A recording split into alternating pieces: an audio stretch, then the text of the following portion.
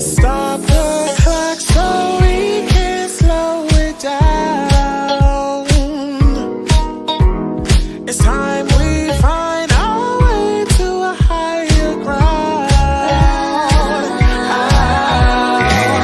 All my love is waiting for you to make a move.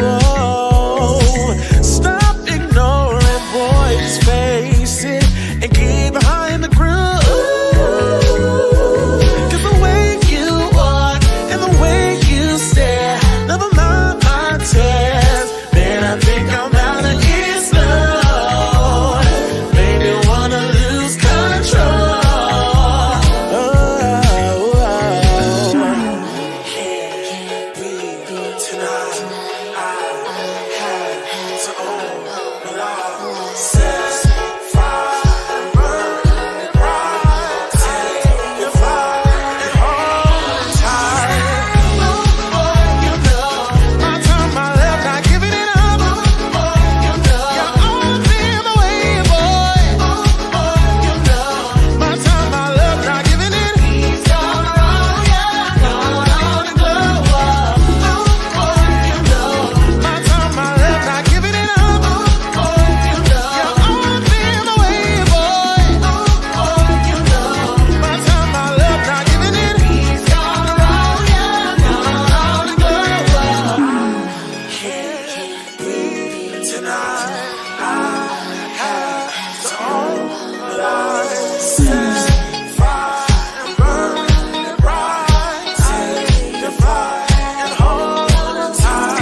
Yeah, it's the young dawn, never short of the perfect. Steady dripping sauce, young, keeping the tongue wet. But buzzing with the honey, sitting king with a throne neck. Ollie bang a body while your nigga ain't home yet. He fucked up, so I let a fuck nigga go. You did your big one, I'm still doing bigger dough. Played you the ball to score, but you dropped it. Wasn't in his plan, so of course my guy blocked It's it. the way you walk and the way you stare, never mind my tears. Man, I think I'm out of get slow. Maybe wanna lose control. Oh, boy, you know I turn my left, not giving it up. Oh, boy, you know you're all in the way, boy. Oh, boy, you know I turn my left, not giving it. He's gone wrong, yeah, gone on and glow up. Oh, boy, you know I turn my left, not giving it up. Oh, boy, you know you're all in the way, boy. Oh, boy, you know I turn my left, not giving it. He's gone wrong, yeah, gone on and glow up.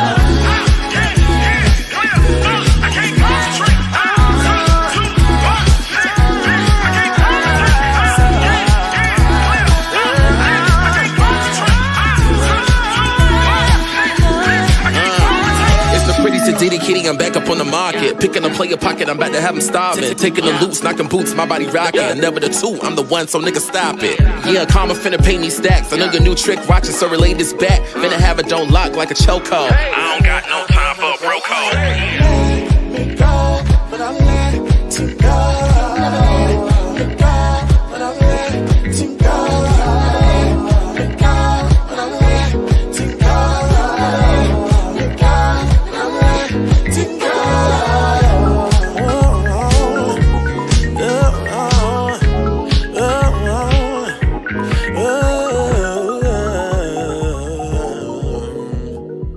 Yeah, and that's on Lil Mo.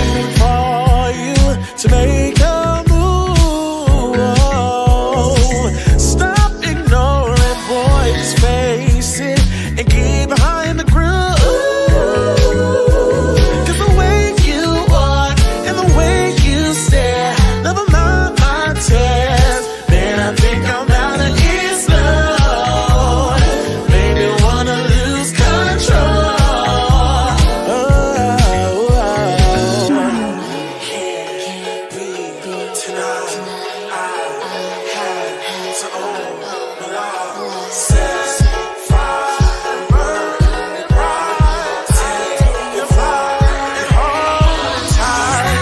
Oh boy, you know my time, my left, not giving it up. Oh boy, you know you're all been away, boy. Oh boy, you know my time, my left, not giving it. He's gone wrong, yeah, gone on the glow up.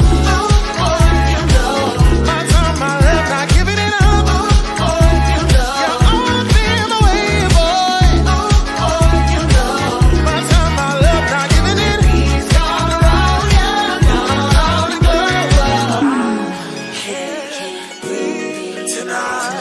I have to own my life. 6, 5, and burn and ride. Take your flight and hold tight. Yeah, it's the young born, never short of the perfect. Steady dripping sauce, young, keeping the tongue wet. But buzzing with the honey, sitting king with a throne neck. Ollie bang a body while your nigga ain't home yet. He fucked up, so I let a fuck nigga go. You did your big one, I'm still doing bigger dough. Played you the ball to score, but you dropped it. Wasn't in his plan, so of course my guy blocked It's it. the way you walk and the way you stare. Never mind my tale. Then I think I'm about to explode.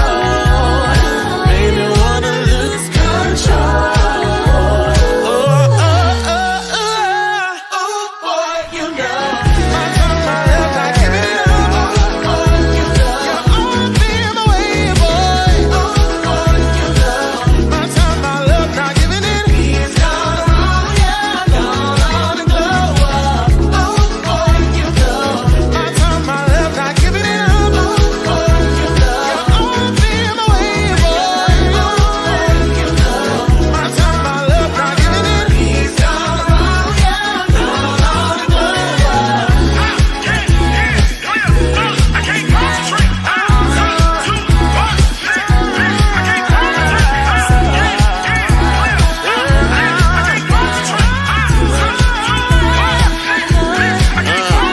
It's the pretty Sadiddy kitty, I'm back up on the market. Picking a player pocket, I'm about to have him starving. Taking the loops, knocking boots, my body rocking. Never the two, I'm the one, so nigga stop it. Yeah, karma finna pay me stacks. I know your new trick, watching, so relay this back. Finna have it don't lock like a chokehold. I don't got no time for a bro code. Let me go, but I'm letting go.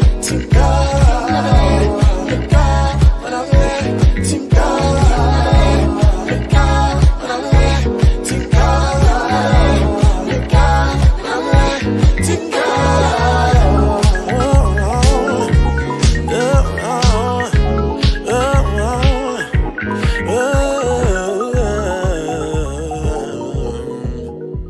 Yeah, and that's on Lil Mo.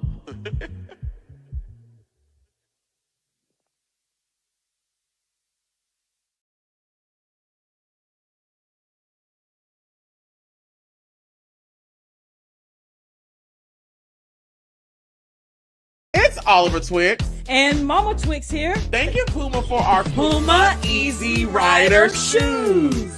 Now, she always want to look like me. No, you want to look like me, child. And thanks to the Puma Easy Rider, our styles are twinning with pride this season. Get into it. I love the Puma Easy Rider shoe because it's a classic, just like me. The Easy Rider's timeless silhouette makes it the perfect shoes for any occasion while making a fashion statement. The Puma Easy Rider, easy to style, nice on your feet. Now, what I want to know is who you think gonna be killing at the pride party. I don't think it's you, girl. Child, please. I already know it's going to be me, man. Get in the mix with Puma with the return of the Easy Rider shoe. And wear your Easy Riders with pride. Okay.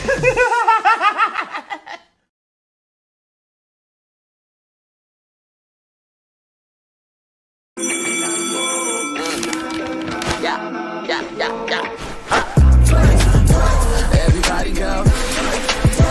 Everybody go. Everybody go. Get a line, but it's better celebrate. Play it one time, you gon' play again and again. Come one, come all, from other skin. TWIS is the winner. Ha!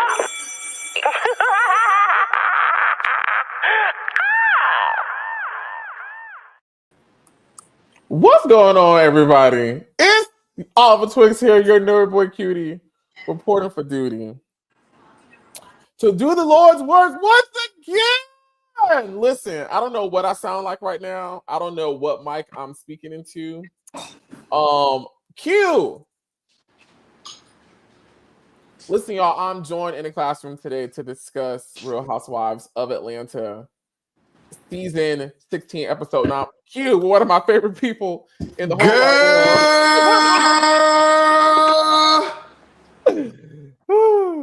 Girl! Girl!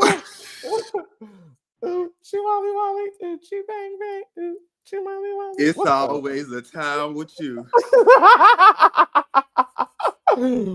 It's Ain't it? always a time with you. Good morning, my baby. How you doing? I'm doing okay. How you doing? I'm doing all right. I'm got a lot going on this morning, but I'm doing okay. Not a lot. Yes, a lot going on in Quentin's world this morning. Child, between talking to you last week, this weekend, these last couple of days, and then I had a crazy night. So it's been a lot going on in Quentin's world. Now, what you getting glammed and dolled up for? Where is she going today? Okay, can you hear me now? I can hear you. Okay, beautiful. Does it sound like I'm speaking into this thing right here? Let me move this little flower. Yeah. Get me out the child. Huh?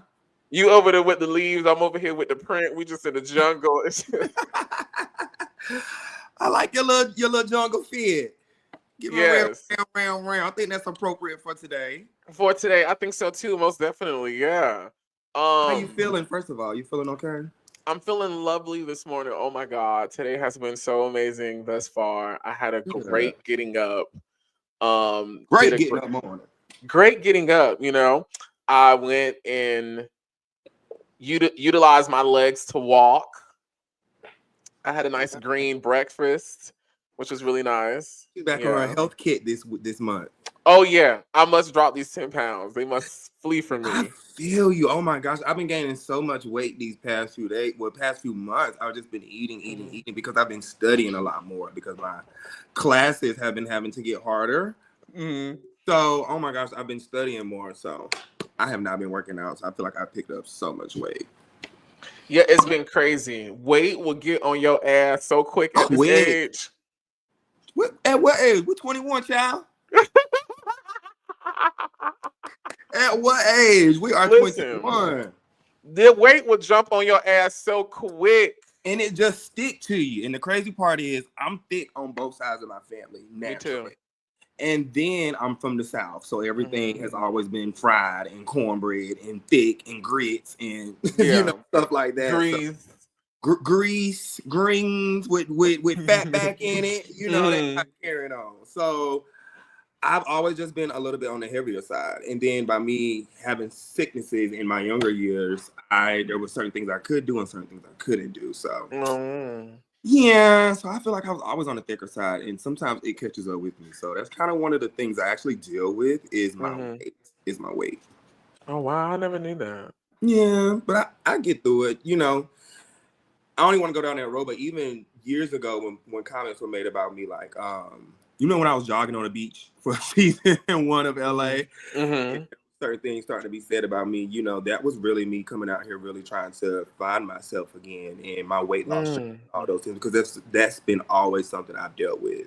You know, when people be like, oh my God, Q's so sexy, he's so hot, like, I'm just now coming in to think like, oh, I'm attractive, or really in my latter years, like maybe from like 25 to now, I'm like, oh, I keep up with the girls, but it was something I had to grow into. I would say my first couple of seasons on Chasing, I didn't feel sexy, anything like that. Wow.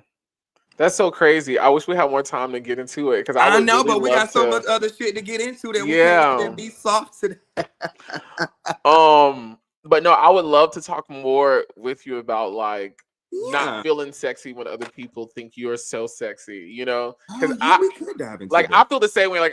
I'm just arriving to my me feeling and that's why I feel like you do so many different looks and you're playing with like who you want to be, because I remember at one point in time I think you thought about possibly transitioning, and so I never thought about transitioning. Don't put that out there now. No, what there was something you did on Chasing where you were thinking about doing something. No, I was just trying to figure out what was it that I was traversing, but I've never thought about transitioning. Well, even in that, you never know where a person's mind could go. So I think for us, It ain't never been about transitioning. Because you are so fluid and open, and you are who you are in our minds. You know, I'm already like, I got one sister transition, and my other sister finna transition too. So I guess that's what I thought. But I think that's why you play with so many of your looks too now, because you know you're young too. You know, I feel like I was still finding myself at what, 28. I'm 21 now, so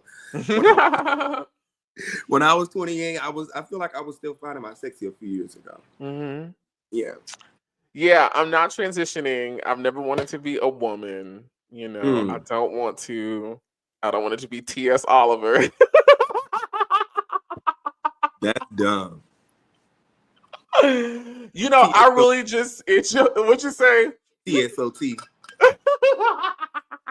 Because you know I call you OT, so I'm gonna be like TSOT. TSOT, TS Twixt.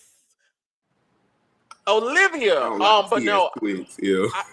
That's crazy. But I really just enjoy dressing up, you know? Yeah, so like real androgynous of you. Yeah, I love that for you. Yeah. Okay, so anyway, let's actually jump into the Real Housewives of Atlanta first, because we have many things to talk about. And I figured let's do our jobs first, and then we can have a little bit fun later. Let's do it, my love. This was a good episode. How'd you feel about this episode this week? This episode was so dope. Before we jump into the this episode, which was good. There were things about it that I really enjoyed, and I'm excited to talk to you about. But let's jump down in the comments, because people be like, Oliver, you don't never show the comments no love, and I be struggling. So here's me trying to do a better job. Okay, Universe Red, what's going on, girl? Renee 529, hi. Dee Dee, what's going on? Raven May said, hello, what is this hair, baby? She here, ain't it? They say, is that Willa? No, it's not Willa.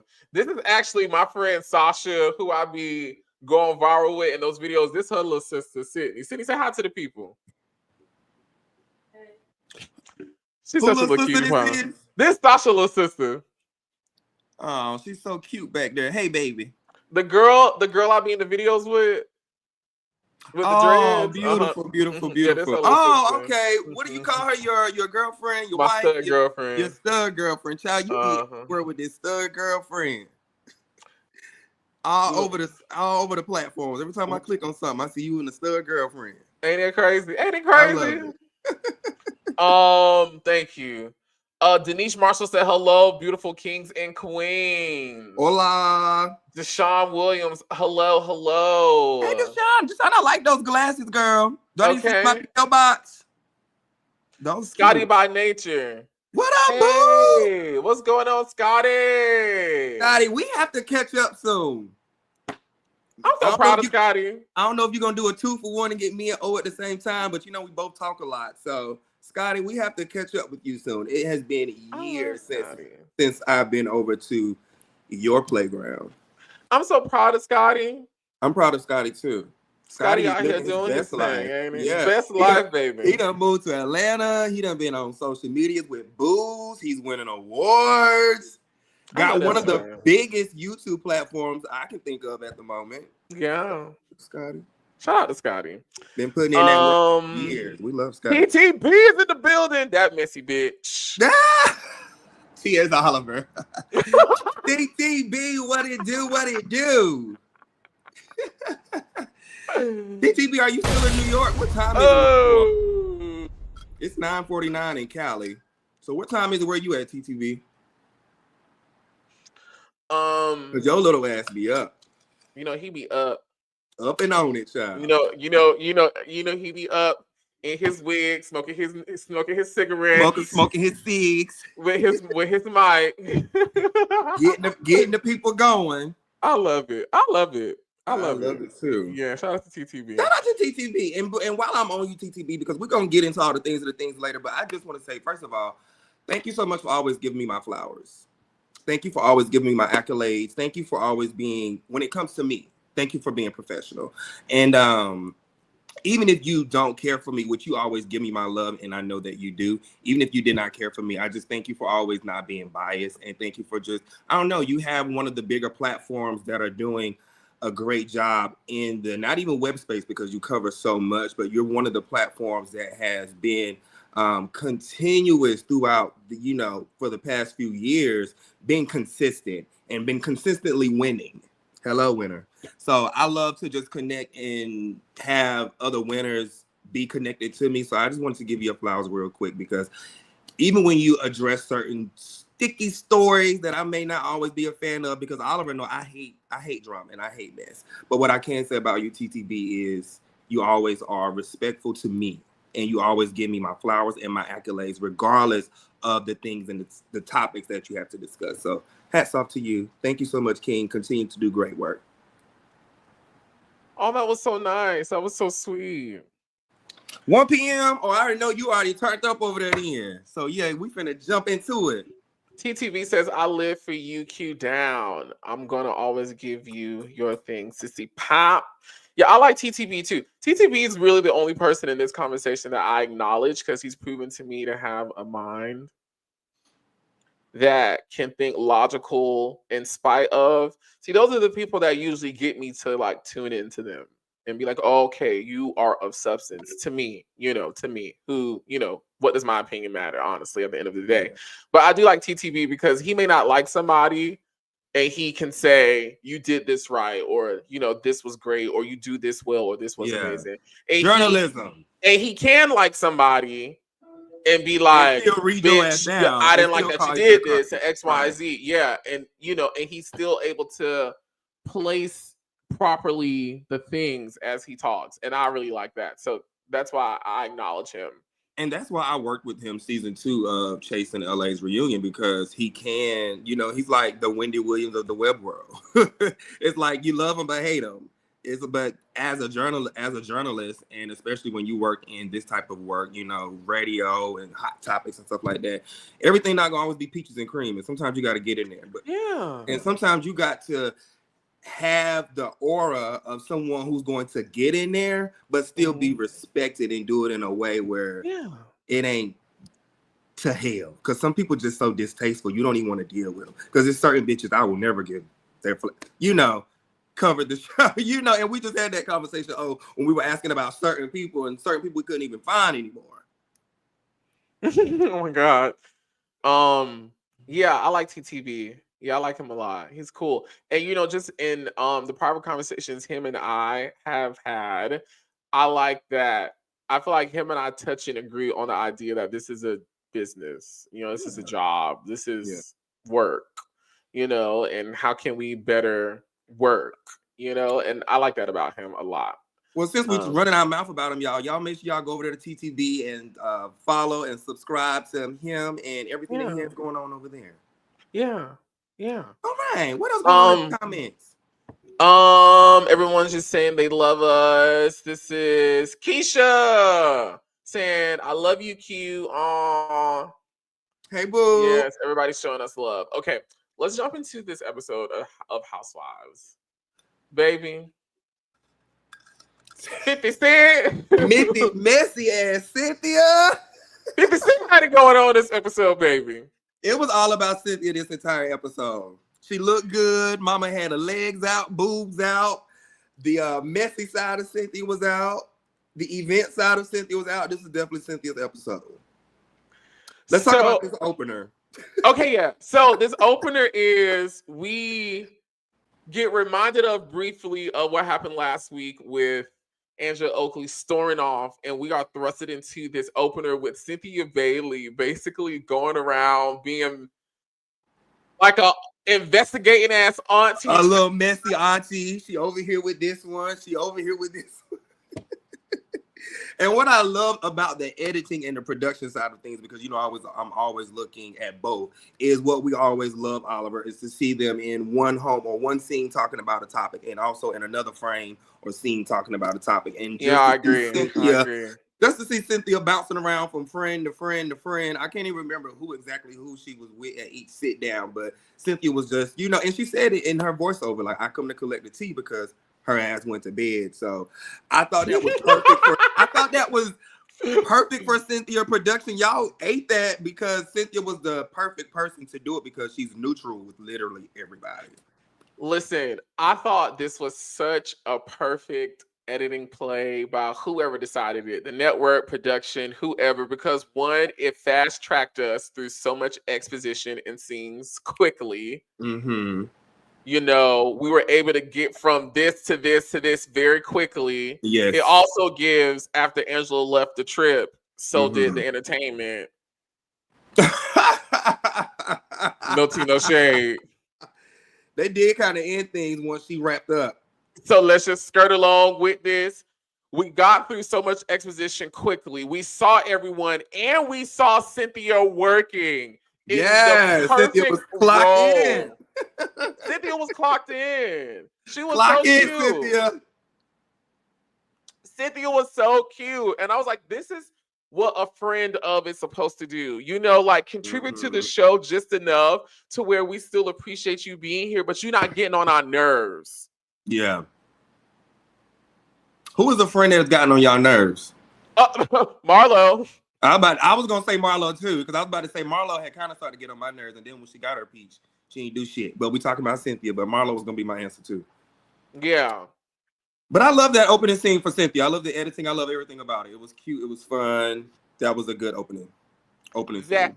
That was such a great feel-good moment that made me love this episode because I was like, this is so cute. Like, look at y'all giving Cynthia her little moment. Look at Cynthia being messy. Look at y'all getting all the tea. Look at the girls. It was like look at y'all. It was cute. And then we find out that Cynthia is going to have a Bailey Q. And if you are a Housewives fan, if you know anything about anything, first of all, anything that damn Cynthia throws, the event is going to hell. Look at her face, just messy boobs. I love my God. So if you remember, I think Cynthia's first Bailey Q or Bailey Bowl or some shit like that, that's when Nene and Marlo had gotten to that big brawl out into the field and they was chasing each other down. So that's kind of been the lead up, you know, of Cynthia's event. So I'm excited to see, I was excited to see what her Bailey Q was going to end up looking like because Cynthia's events, majority of time, usually go to hell. Yes, they do. Going back to this episode with everything going to hell, Cynthia's trying to get the tea on what happened with Porsha. What was that? Oh, I'm just talking about this tea that's going on with these three. Yes. Cynthia was trying to get to the bottom of what's going on with Porsha running her mouth about doing something nasty to Charles, Angela Oakley's husband. Mm-hmm. So it seemed like Porsha kind of admitted to it, right? Like Porsha said it. But what Porsha said was she should have had her Dumbo ears upstairs in the bed still asleep, is what Porsha said. Porsha was having a girl moment. Yeah. Ooh, I don't know how I feel about if I would have heard somebody drunk in the moment or not talking about how they gonna F my husband. You know what I'm saying? Like if I'm present, then that's one thing, but I don't know if I would have been able to take that comment. Present, bitch. Fucking my man. Oh, I mean, like if I'm into that type of thing, like if I'm present and you saying like you trying to come on to us and if we into that type of thing, then that's different. But like if you down at the pool and y'all kikiing and bitch, it's already been some little tension between us because Porsha had made a statement at the bank saying she had some information on Charles. So, bitch, I'm already not feeling you with any conversation regarding my husband. But for me to overhear you at the pool saying you gonna fuck my husband, yeah, that's wild. That's wild. Yeah, Miss Porsha is a bold bitch, boy. Woo! That's a bold bitch. Oh, that girl funny. Will take your man, be interested, girl. That Porsha. Ain't she crazy? That P. Willie boy, that thing is something else. P. Willie is wild. Girl, that Porsha is wild. So next on the episode is this filler scene with Kelly and the dogs. I love this scene so much. Did you really? You love this scene? I'm so shocked to hear you say that. Why you love the scene? I love this scene because Kelly is just over the top. I love how all the Housewives shows are over the top. Lisa Vanderpump has had dog parties. She has a damn dog show. And dogs are always a part of the Housewives franchise. A lot of the Housewives has dogs and stuff like that. So it's cute to see them involved in the show. What I loved about the scene is my little wannabe bougie ass has had my dogs several parties where I invite all of our dog friends. And like one time we had like a little pool situation where the dogs could get in the pool, and like we had the adults, we were having a barbecue and a cookout, and we were drinking and doing what we do. And the dogs they had a space where they were running around and can play. And I recently just had my little baby, he turned 10 years old, and I had him a dog party. So I love this scene because Oliver, I remember Cookie, and you recently sent me pictures of Cookie just laying on me and stuff like that. You haven't got the opportunity to meet my dogs, but I know you will love them. We're just dog people, and I know that this is the type of bougie, silly shit that we like to get together and do, because we party, but we don't like to do that shit often. So we're gonna get together, and if we're gonna eat and drink, like, let's do it for a purpose. So I loved it because it was so bougie and so like, oh my God, these girls are just fucking spending money. Now I don't like the color and all this stuff on this little dog, and she's spending $1,000 on the dog. Now my little party, we didn't spend no, you know what I'm saying? We got him about $40, $45 worth of toys from Ross and let him turn up. But, she got money to blow. That's cute. I don't like all the little colors and stuff on the dog because I don't want it to affect the dog. But she said don't. But outside of that, I love the scene because it's like so bougie and it's so housewife-ish. And as a fan of Housewives, I like to see it. It was very housewife-ish. I love that aspect of it. But it just made me want so much more. Like the girls just are not entertaining. Now it was funny to see the dog watching the other dog. Now my dog was running around acting like maniacs. You know what I'm saying? They were acting like children. So it was funny to see the dogs just sitting and watching other dogs. Now Kelly and Britt is just not turn up girls. Now imagine Nene and Kim Zolciak in that scene. She would have been she would have gave us so much more. They're just not such big personalities. I like what happened in the scene. Now, could we get more from the girls? We've been saying that all damn season. Yeah, you hit the nail on the head for me. Like the girls just are not entertaining. And I thought the same thing. I was like, if Nene or Kim Zolciak or a Sheree or somebody was in this scene, it would be so much more entertaining because they're just naturally funny. And I like the girls. I like the season, but that scene for me was just almost kind of pointless other than it showing them being fabulous and glam and spending money. I just wanted a little bit more for my girls. Just a little bit more. Just a little bit more. I feel like that about the Nick, but about 2 scenes down. Now I'm gonna combine her next 2 scenes because we just gonna do it. P. Willie still being silly.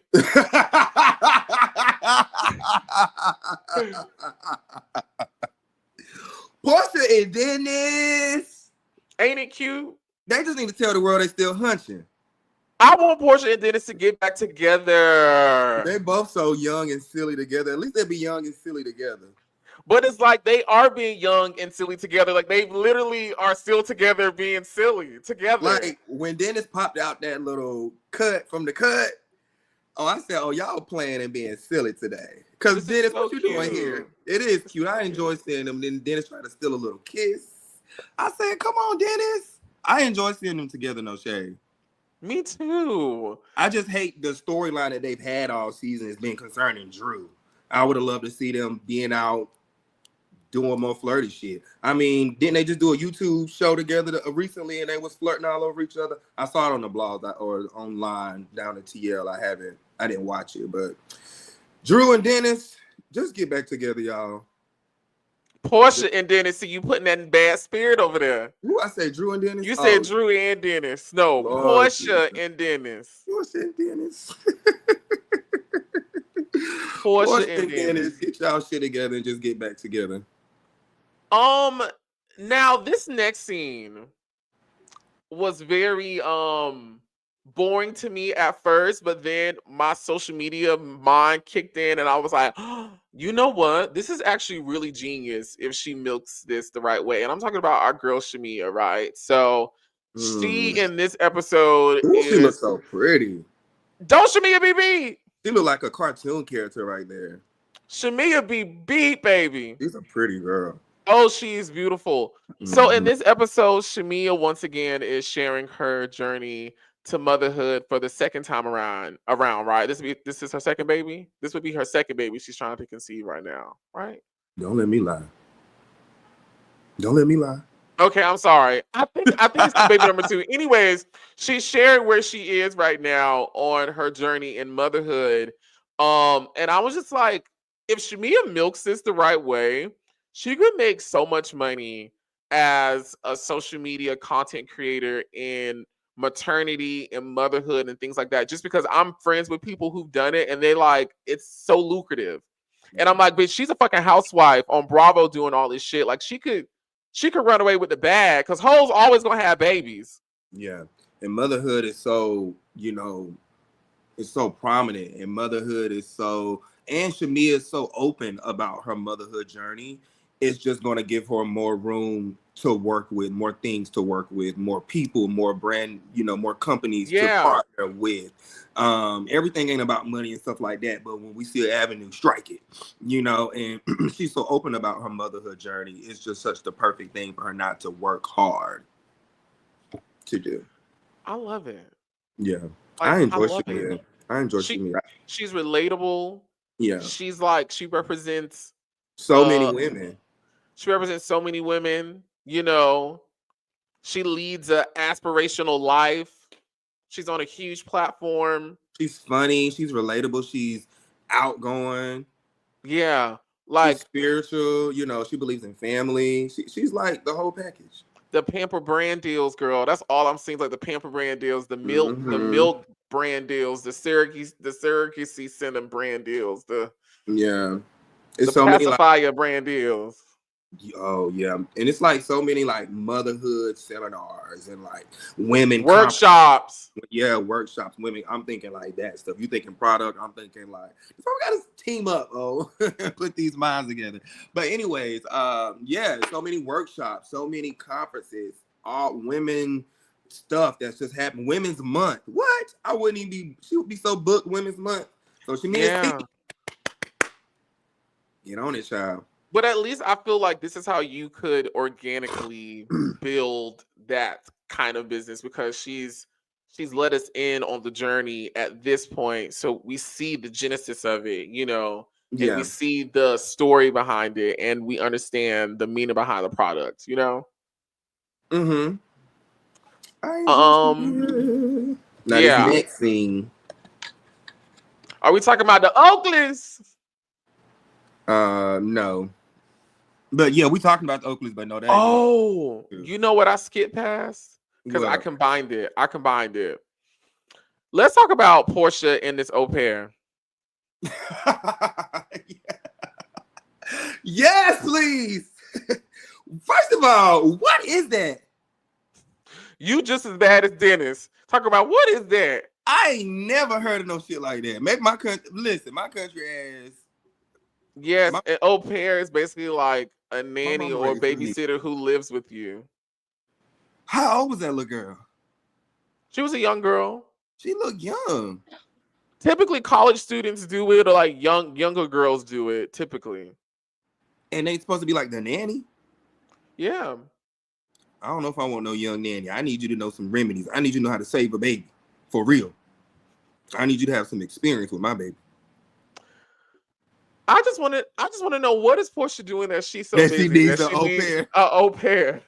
Like, and what is she doing? And in the same green screen, she gonna say, and Dennis is an honorable house husband. So what the fuck is y'all doing around there that y'all need an au pair? That y'all's right. Like that y'all are so busy. Dennis, I can kind of understand because Dennis runs multiple businesses that have multiple locations and multiple moving parts. So I get it. We will give him that for the Wiener Works. However. And that Wiener Works, all right? But what is Porsha doing around there in her wig? Drinking her Hennessy that she need an extra. What is Mama Diane doing?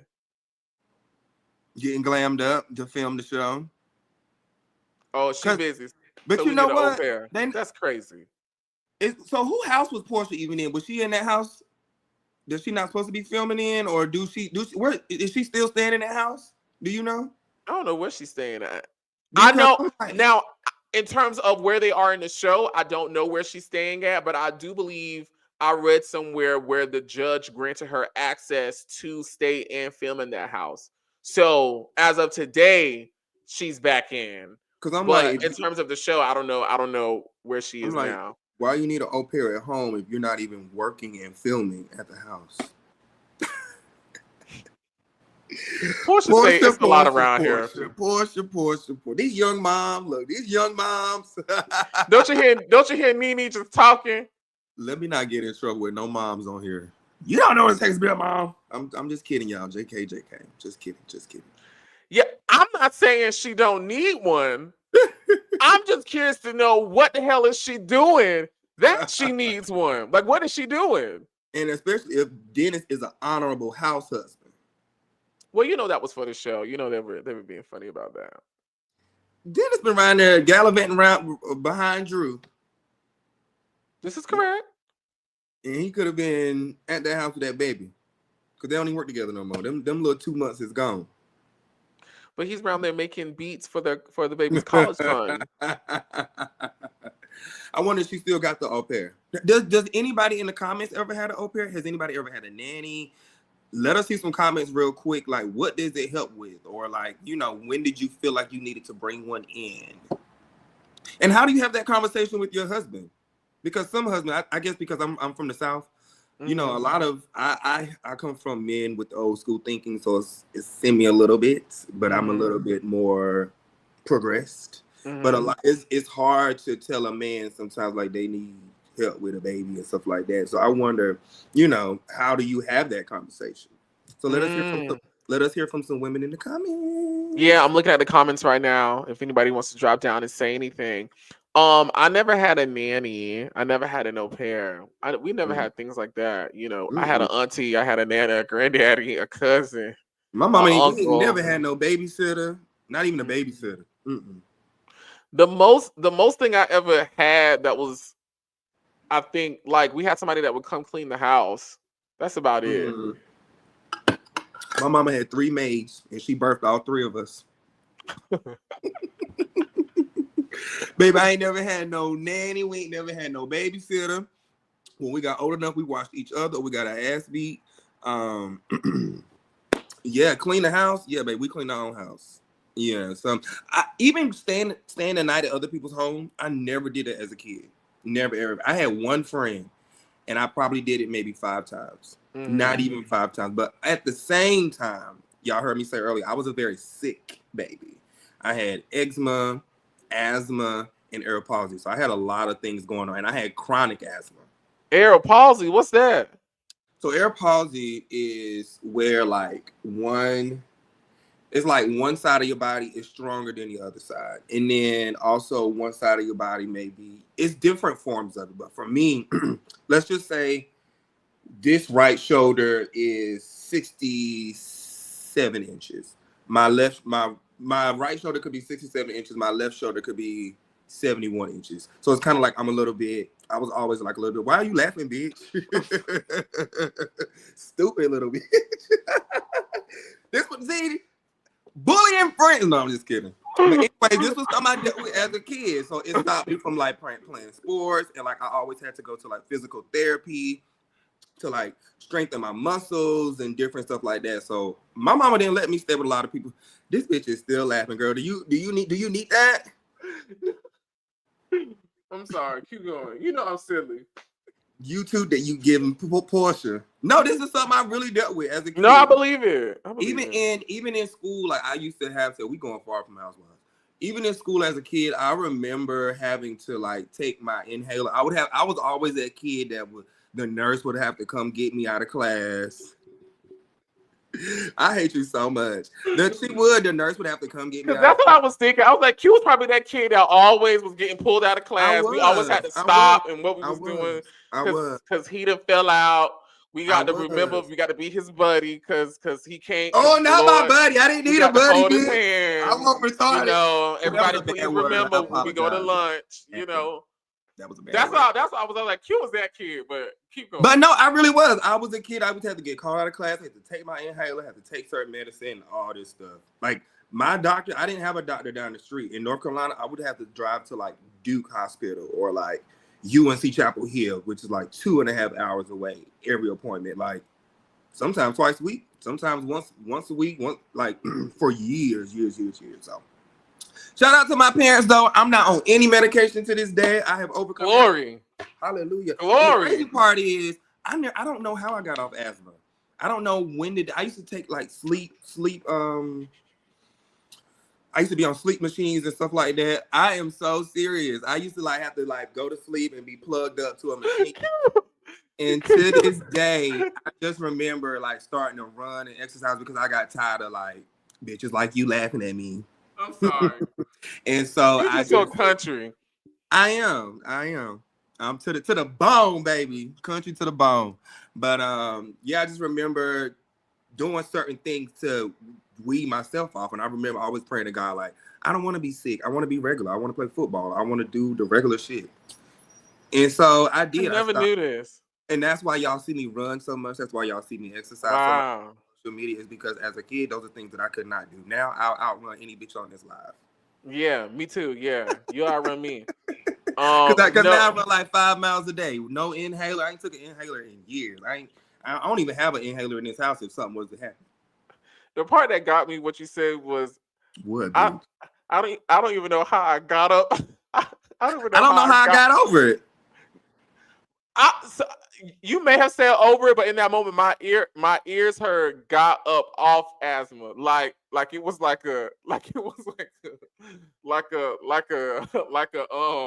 alcoholism or something. Like it was.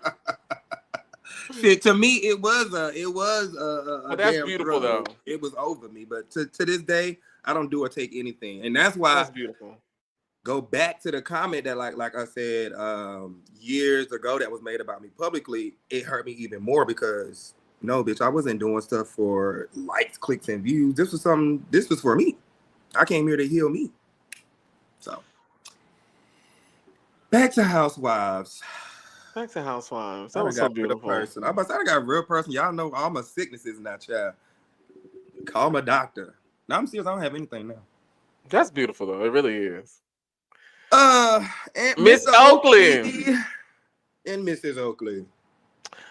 They were together catching up at the gym. Angela was letting her husband know, what happened on the trip as it relates to the girls, i.e. Porsha, talking about him. I like Charles. Charles is funny to me. I used to give him a lot, but in this scene, I have to say he was okay. Yeah, I feel like he was very supportive. Yeah, this scene, I was like, okay, I like him, but I don't know. I guess because he could see like his wife was hurt. I don't know if he usually like picking at her because I don't know if she's tough and all that stuff. I don't know. Yeah. But in this scene, I could tell that he was very understanding, and that's what I like to see in a man. I just like for you to hear your wife out, talk to your wife. Like I like to see the soft side of a man when it comes not the soft side. I guess the understanding side. I just like to see a man or a husband be a wife, and sometimes I don't feel that warmness from him, and I felt that in this scene. Angela is the MVP now. She's crushing these girls. I like Mrs. Oakley, and I'm gonna skip ahead real quick. In the very last scene, this bitch had everybody come have a sit-down conversation with her in her office. Girl, MVP type behavior, girl. Come see me. Next. I live for Angela. I live for Angela. Like I really do. Yeah, I enjoy her this episode. And it was nice to see Mr. Oakley be a little bit more involved in his wife telling him the drama. Because typically he'd be like, girl, I don't want to hear that shit, even though he kind of was still that way. Yeah. But with your lame ass friends. With your lame ass friends. But once Angela got on the part of Porsha mentioning him, we saw him a little bit more involved. So yeah, I like her and I like him. Child. Now this is what I want. Before we get to this Bailey Q. Yeah. We need to come right here real quick. I'm really curious to hear what you have to say about this because I think my opinions about this may shock you. I'm two-sided. I love seeing. Me too.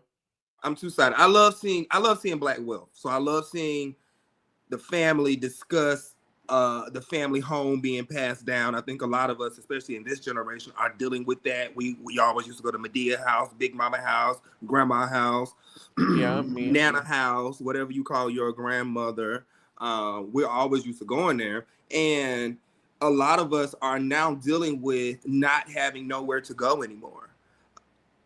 I've dealt with that in my own family, so that was a very relatable scene. And I was going to talk to the talk to the people in the comments, and I'm curious to know: do you guys still have a lot of family homes and land and things in your family's name, or do we just sell those things and pass them along?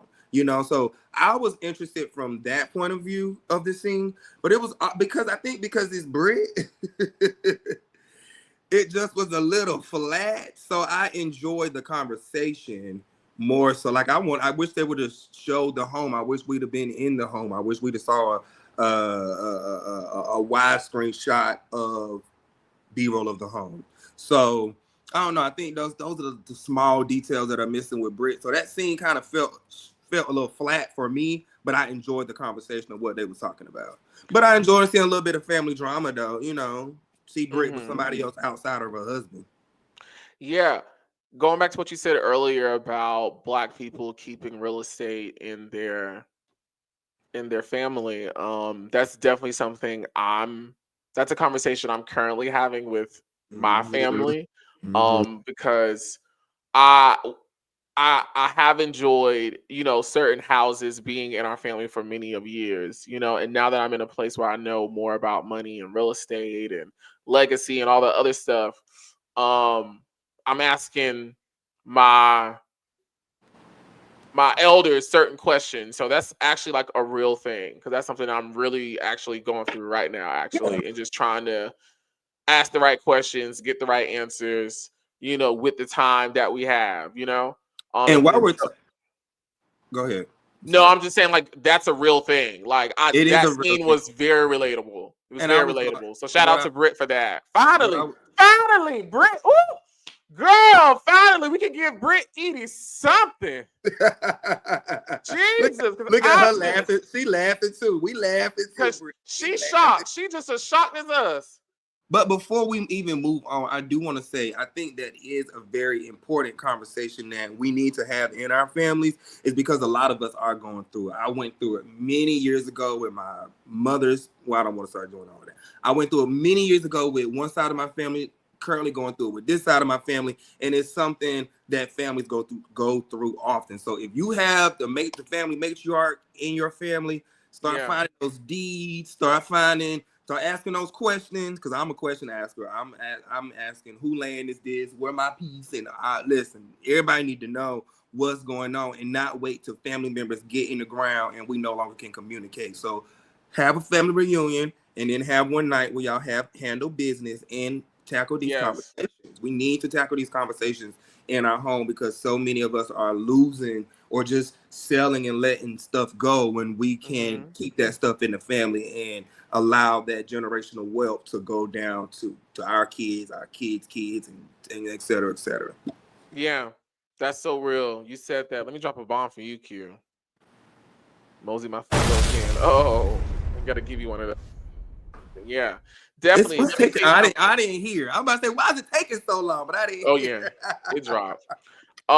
Listen, let me tell you something. This scene right here alone could save Brit Edie.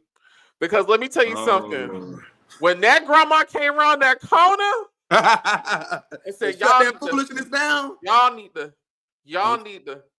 It's giving real Mabel Simmons looking in that seat like that. It's giving real Medea about to shake her head like, bitch, if y'all don't sit down up in here. And let me tell you something. When that sister got the screaming on the phone, I said, "Oh, girl, now, okay, yeah, I need Andy and the camera right now. I need Andy and the camera, and get the sister to the house whenever she finished doing her little errand. Well, she can't be here today, I need every sister in the room, and I need that mama in there because it's just something going on with something in the water. This right here can save Britt Edie's career as a housewife because I want to know what the fuck is going on with this family. Them sisters. The sisters. Yeah, the one with the braids was ready. I don't care if the camera's here. Don't let me show out. Yes, ma'am. Yes, ma'am. She was on the FaceTime. She said yes.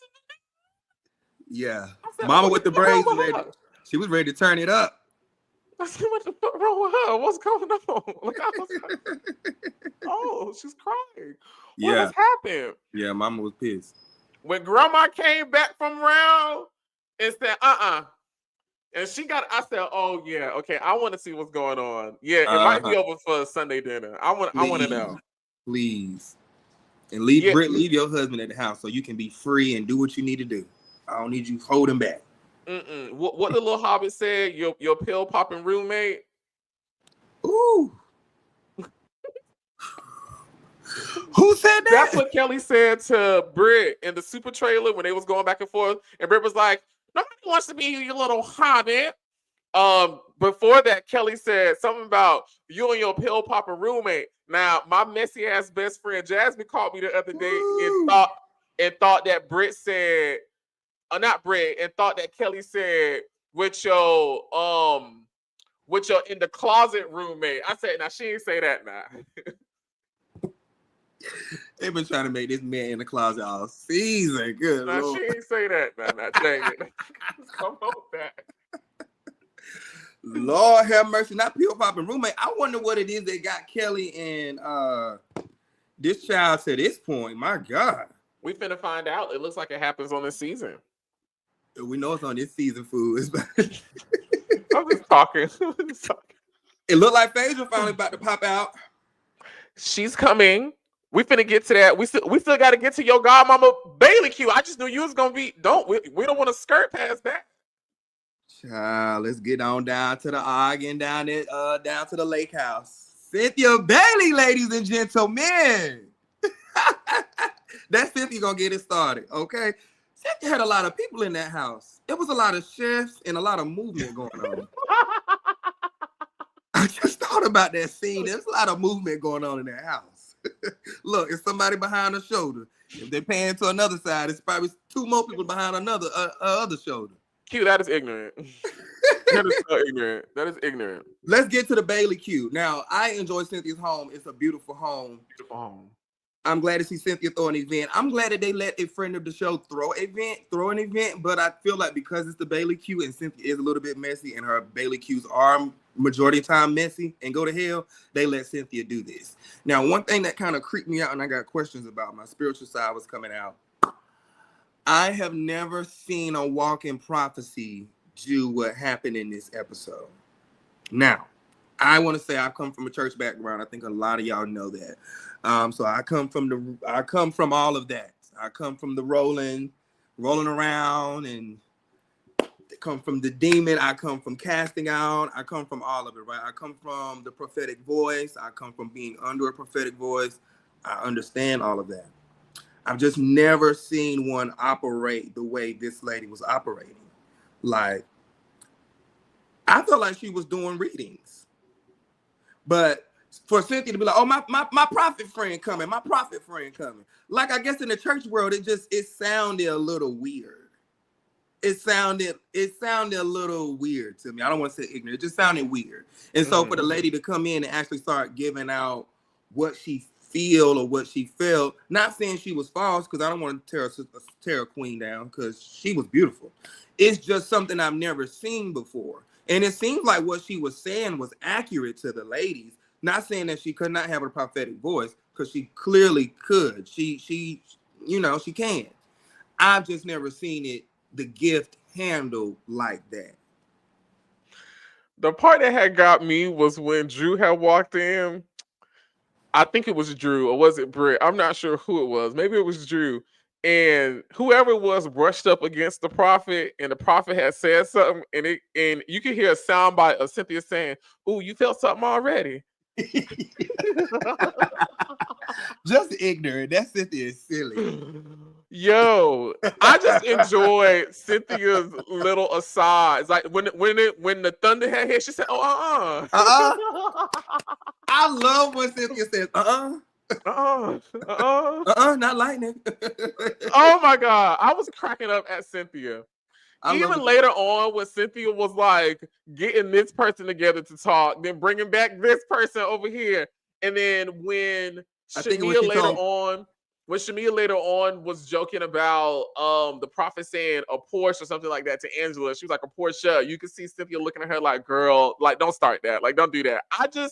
Cynthia this episode proved why she is a friend. And I need her to be back every season doing this. Like, I need this from Cynthia. There was another funny moment when she was talking to Porsha, and when Porsha said, well, she didn't apologize to me, and she said, well, you did say that about that lady's husband. And then she said, well, I still want her to apologize.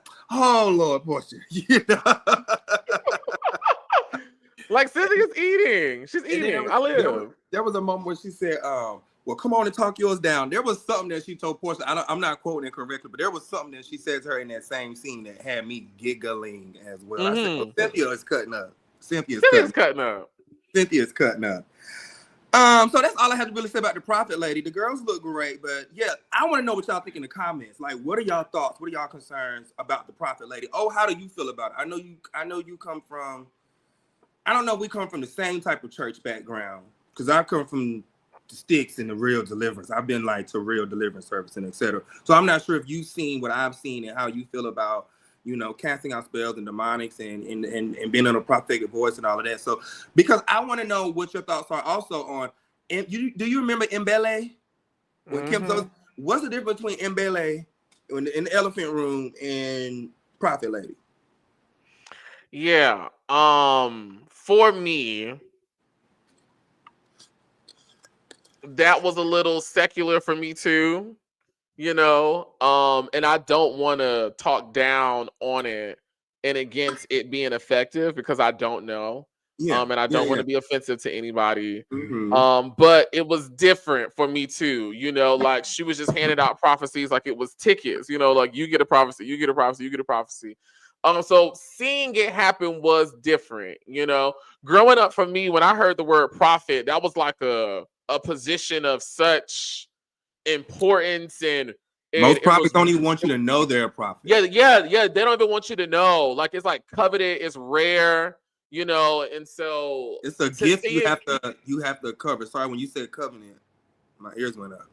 It's a gift, you know, it's so sacred. It's not nothing nobody plays with. It's not an entertainment thing. So when it immediately alarmed me when Cynthia was saying, my prophet friend coming over here, my prophet friend coming over here. I got plenty of people who walk in the prophetic gift, but that's nothing I would ever just yell out to a room of people that they don't know. But I know that she was there to be the event, the entertainment, and that's why I think it's kind of rubbing me wrong, because she was there for entertainment, but we're calling it the prophet. I just feel like that could have been handled a little bit better, but I'm gonna let you finish because I did cut you off. But no, I feel the same way. It could have, for me, it could have been handled better, but use some different wording. Just use some different wording, or a different environment, a different setup. Y'all partying, they taking shots. They were taking, to me, it said y'all taking a handless shot in the middle of my in the middle of my prophecy. I mean, but that was the environment. We had the Bailey cue. I know. I'm just saying, like, when we're in the environments to receive a prophet, but you can't receive a prophecy anywhere. Because I've been in a club and sometimes people have came and got a hold of me and I need to leave. You know what I'm saying? Or I've been in events, or I've been to. I could be in the grocery store and somebody have a word for you. Not saying that can't happen. I guess just the way it was laid out, they are over there taking handless shots. It's like, oh my gosh, like it was different. It was different. We're just gonna word it like that. It was different. Let's get down to the mess. Let's talk about this first. The lesser of the mess, Shamia and Angela. They are back not liking each other. Okay, Angela sent Shamia a text after witnessing Shamia being a part of the foolishness. Being a part of the foolishness with Porsha, again, caught up with Porsha. Right, not Poolgate. Not Poolgate. And now Angela is like, Shamia, I ain't fucking with you. You know, like you should have said something. You think so? Behind my husband, I am Candy Burst behind my man. I don't play. I don't play by my partner. I don't think it's funny nor cute. Don't disrespect me. Don't disrespect my man. It goes up immediately. Okay, so I get it. Like I kind of get Shamia. I get Shamia, right? Like Shamia saying, I'm not laughing because when I was watching that scene, Shamia reminded me of your ass so bad. This not my fight. This not my fight. This not my fight. I said that is such an Oliver Twixt move. So I said, in the fact that you on here defending Shamia, that's what made me just cut you off. I'm sorry, but I was watching. I said that is such an Oliver Twixt move. Yeah, like Shamia was with her homegirl in a moment where they thought was private. You know, her homegirl is drunk, twerking ass out, saying dumb, silly shit. And you know, you just laughing. You know, you're not in a place to be like, oh, girl, don't say that. Like, because in what world do you really think Porsha finna go fuck Charles now? Charles already don't wear his ring. We're not gonna run Porsha track record because I love my, we're not gonna do Porsha like that today. But we're gonna call a thing a thing. We only gotta go no further with the two of them. Girl, bye. Girl, I didn't put shit past no hoe around. Can you imagine years down the line it come out that Charles fucked Porsha? No, don't say that. But I'm just saying, like, I can see why Shamia ain't think nothing about it because it's like, in what world would that actually happen? In this one. I get why Shamia ain't be like, Porsha, don't say that. You know, like, girl, y'all, it's 2 a.m. in the morning. Y'all drunk. You're not thinking nobody up listening. This bitch being silly. I guess, but I don't know. But I get why Angela could be upset, but I also feel like Angela also has to understand the dynamic. Like, girl, just because I laugh don't mean I'm compliant. It's just the shit was funny. Like, I would probably laugh too. Like, girl, what? You want to do what? I'm team Angela with this one. Oh, I'm team Angela all day too, but I understand Shamia. Yeah, what was funny to me in that scene was, first of all, Shamia's little look, I like it. Why y'all was trying to drag her little look before the show aired? I don't think it was off theme. If it was a Juneteenth party, I feel like everybody else should have did a little bit more. I like. Ain't that crazy? Ain't that crazy perspective? When these photos first leaked over the summer of Shamia wearing this, everybody was dragging Shamia, and now the show done came out, and we see that the hoes was really supposed to be up in the dress code. And all they did was wear the colors of green, yellow, and red. I mean, y'all did that, but I mean, hell, I got that on. Y'all could have wore this. Okay. Been more in theme than what y'all gave. However, I got on my tribal piece. Child, we should have got our invite sent. What I in that scene though, oh my god, you just made me lose track of thought. That invite sent was hard. You said right. Was I invite sent? Child, you don't make me lose track of thought about that scene. Anyways, what I did want to say is everybody was always saying about how Shamia was the worst dressed. I haven't been seeing that. I haven't seen that either. She's been killing it to me. And even the girls were saying like, well, who has the most questionable fashion? Everybody was saying Shamia. I have not been seeing that. Me either. And that's why you have to wait, before the message for today's live, because we still have to get into things later on. You have to wait. Gosh. You still have to wait. You just have to wait. You just have to wait sometimes. Just wait. Before you open your mouth. 114. We got up to 130. But before you open your mouth and begin to speak things and begin to make assertions and begin to say things, you just have to wait. Word of the day. Hallelujah. Take that in, people. Don't move. Stay right there. I feel it. Just stay right there. Just wait. Somebody needed that today. You have to wait. All right, we can move on. I just somebody needs to hear that for real. Yeah. Just wait. I don't want Angela and Shamia going at it. Like, I like them being cool, but I can also understand why Angela ain't fucking with Shamia. And I also get why Shamia was like, girl, don't be mad at me. Because she dismissed her on their little one-on-one and back there in the little profit room. There goes Cynthia in that profit room. Cynthia in that profit room back there. The room is crazy. Yeah, I see somebody, let's go back into the profit room. Girl, shut up. Yeah, it was so funny to me to see Mrs. Oakley just have these one-on-one conversations and flicking them off like, girl, okay, move on next. And then the way they just brought Shamia in, and then the way she just kind of paid Shamia dust. I don't know what it was about that, but that was so bossy and so nice, nasty to me. Like, I don't fuck with y'all. Here, Porsha, here's your hug. Don't do that again. And Shamia, girl, you supposed to be my friend. I ain't fucking with you right now. Angela has really came in and she's so bossy. But without even having to try. You know what I'm saying? It's and so that's what bossy. happens when you just are. You know what I mean? When you just are. Huh? When you just are, it just is. You know what I mean? Baby. Read of the season so far goes to Miss Angela Oakley for me, baby. What did she say? Baby, because that Brit got crunk with her when she was like, did you see the words coming out of my mouth? And Angela was like, girl, I can see it coming out your big ass mouth. And she was like, you need to be using yours a little bit more, don't you? Right? Trying to play that card that Charles around there fucking around with Angela, which he made, but we ain't got there yet, okay? Angela said, bitch, not with the stretch marks around yours. Brit, you're a whore. All the mouths on your mouth, baby. I said, Angela Oakley is reading. The mouths. I said, what? And look how she's sitting now. She's reading too. And read with the crossover, Mrs. Oakley. Read. What I love about Angela is she never raises her voice above almost 2 whispers. Like she's always so even keeled, but the way she fired those off so quickly, I said, okay, yes. I like Angela Oakley officially. I want to call her Angie. She Angie to me now. Angie Oakley. That's your homegirl when you just call her bitch Angie. Okay. What did you think about that read off between these two? Because I felt like that was like that was a battle. Now it was definitely a battle. She was trying to swing. Where the hell did the prophet go so fast? How did y'all get there? That was my question. I was trying to figure out what the hell turned Brit up so quickly. She always has this thing of going from 0 to 100 and she just lashes out. So I think I was more so confused. It was a big blow up moment. I'm like, damn, when y'all just getting prophecies? How did y'all get here so quickly?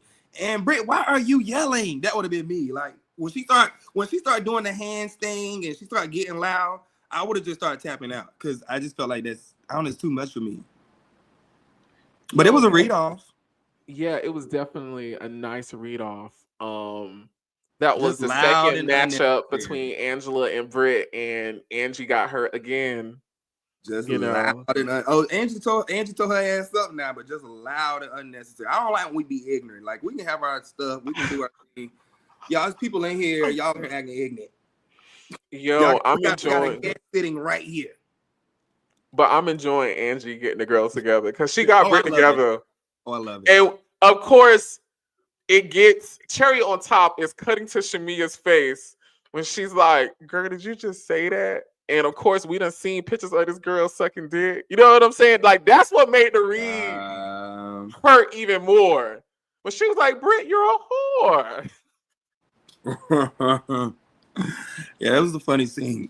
It was Cynthia being the mediator for me. That was the most funniest thing to see her bounce from room to room. Child, I don't know. Child is, that's Cynthia's favorite word. Child is, child out. So, funny scene. What you think gonna happen in the next episode at the Bailey Q? How they gonna finish this thing off? And what's next? Hopefully we just pack up some plates and go on to the next thing. Because I don't need to see no more. Bailey Q. I don't need to see no more of the Bailey Q, honey. It's raining. Pack up y'all up. Get you some aluminum foil. Get your little to-go box and go around your way now.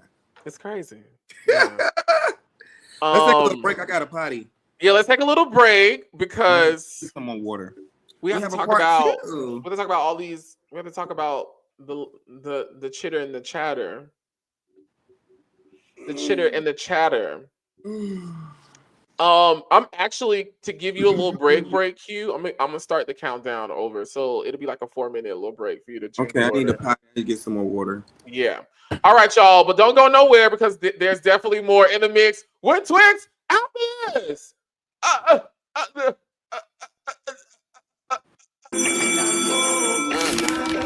Yeah. Everybody go.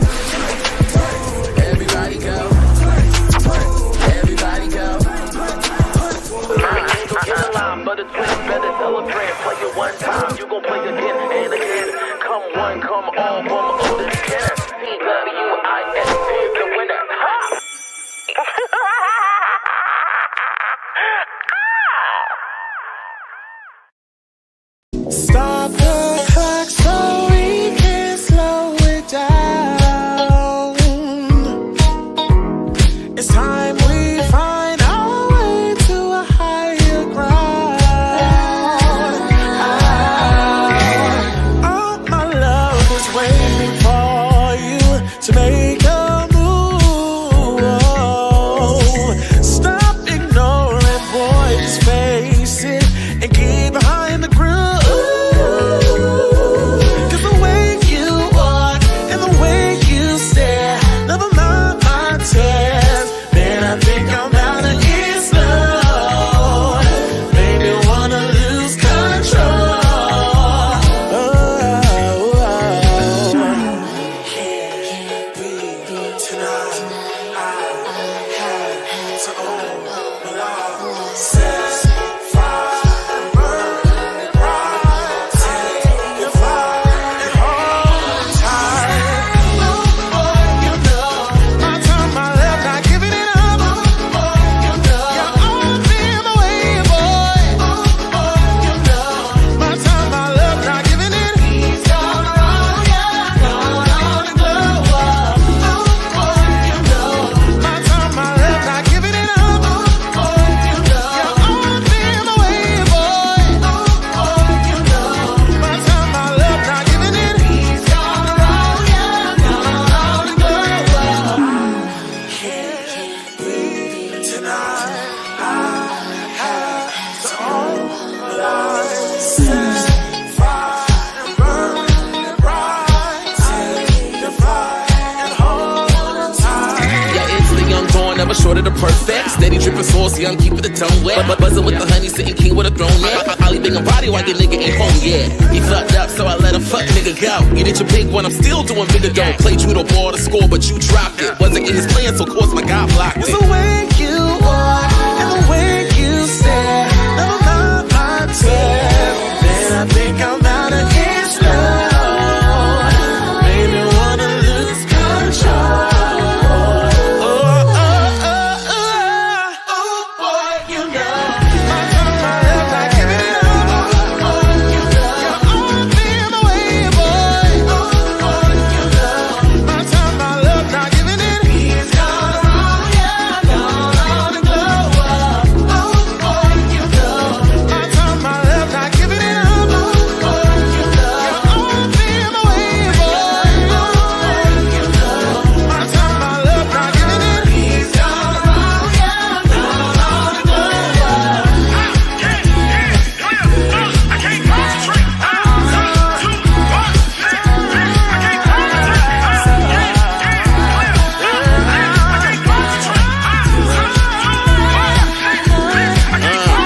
It's the pretty Sadiddy kitty, I'm back up on the market. Picking a player pocket, I'm about to have him starving. Taking the loops, knocking boots, my body rocking. Never the two, I'm the one, so nigga stop it. Yeah, karma finna pay me stacks. I know your new trick, watching, so relay this back. Finna have it, don't lock like a chokehold. I don't got no time for a bro code.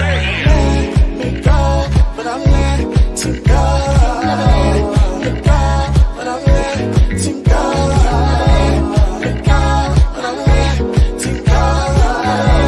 Let go, but I let you go.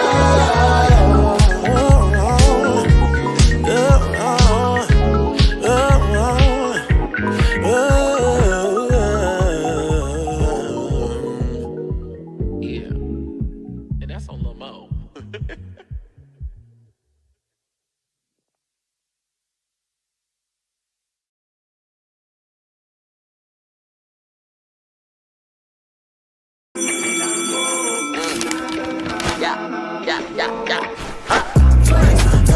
Everybody go.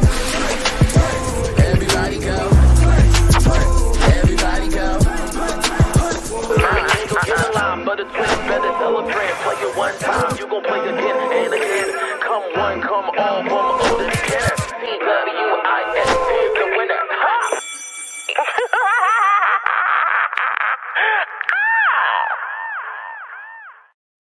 Ooh, welcome back. Welcome back. Yeah. Did y'all notice that my camera has changed? Did you notice?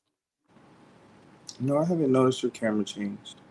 Boo. I got a new camera. What did you get? Like, what type of camera change? What'd you do? You on another phone, another device? Yeah, I got a webcam added to the top. It's supposed to be the best webcam for live streamers. Mm.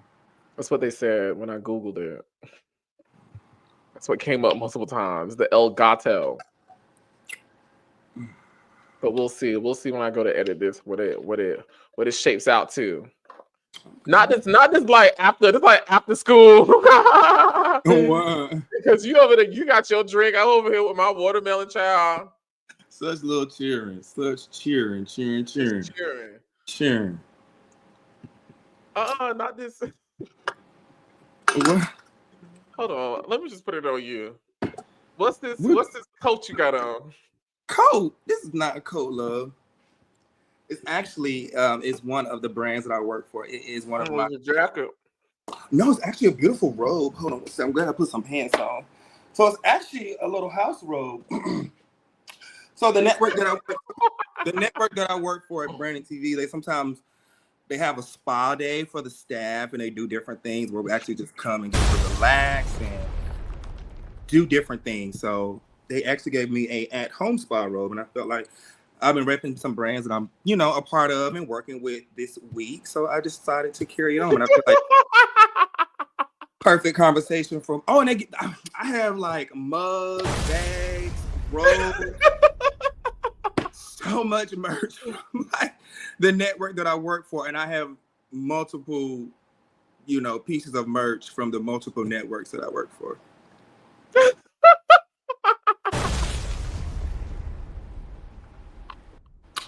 How was your week, Oliver? Oh my God, you're so funny. Oh my God, I had a great week. I had a really amazing week. Oh, wait, before I even move on, I'm saying all these things. I didn't say which network. Shout out to Brandon TV. They have their own app. I know you guys are familiar with the DD4L show, Diana Dancing Doll, that was on Lifetime at one point in time. I'm pretty sure you guys are familiar with Abby Lee Miller. She had a dance show for young girls at one point in time. So if you're fans of either of those shows, those are the type of shows that Brandon TV is producing. So I have we'll get into that in just a few. But I'm connected there and been producing some great things and excited about what's to come from that particular platform. So I didn't want to do all of this and not give proper shout out to Brandon TV. Shout out to that amazing network. Oh, and they just had the #1 film on Netflix. They had a project that hit #1 on Netflix. So shout out to Brandon and the entire It's Brandon TV staff and crew over there. I am having a blast. We'll see. You hit me in my eye. That's all right. Shout out to Brandon TV.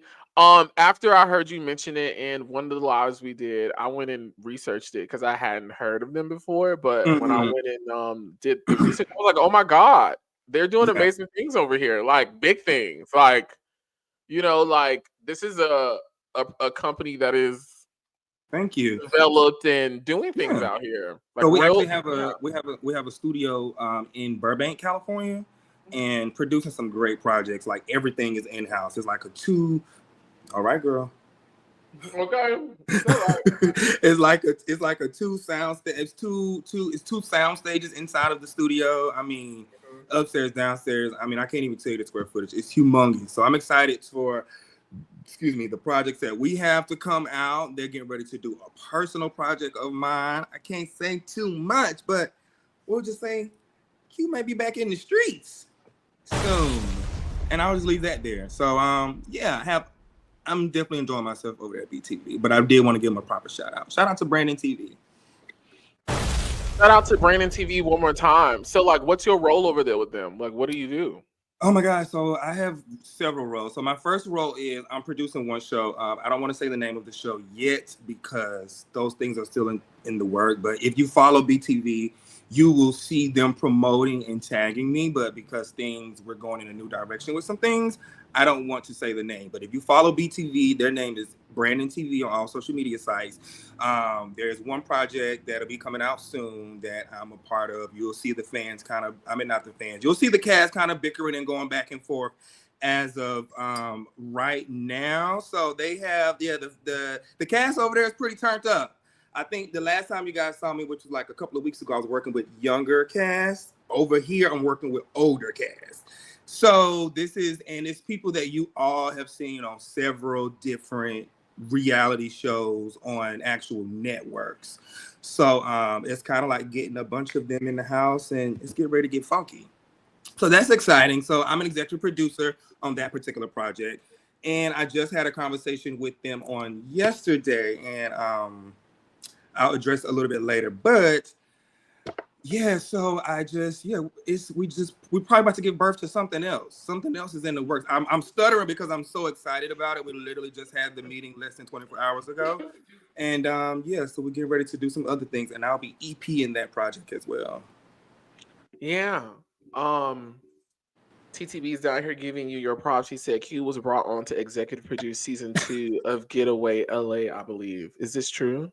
That is a true statement. Oh,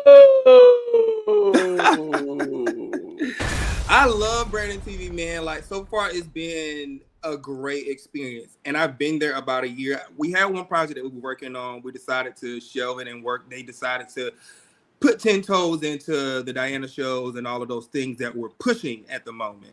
And I've been in a leadership position before. Sometimes you have to do what's best for the brand, and it's not personal. And you know me, I'm a person, I've always been willing and ready to wait my turn. So I know a lot of people was like, Q, ain't you at BTV? What you supposed to be doing?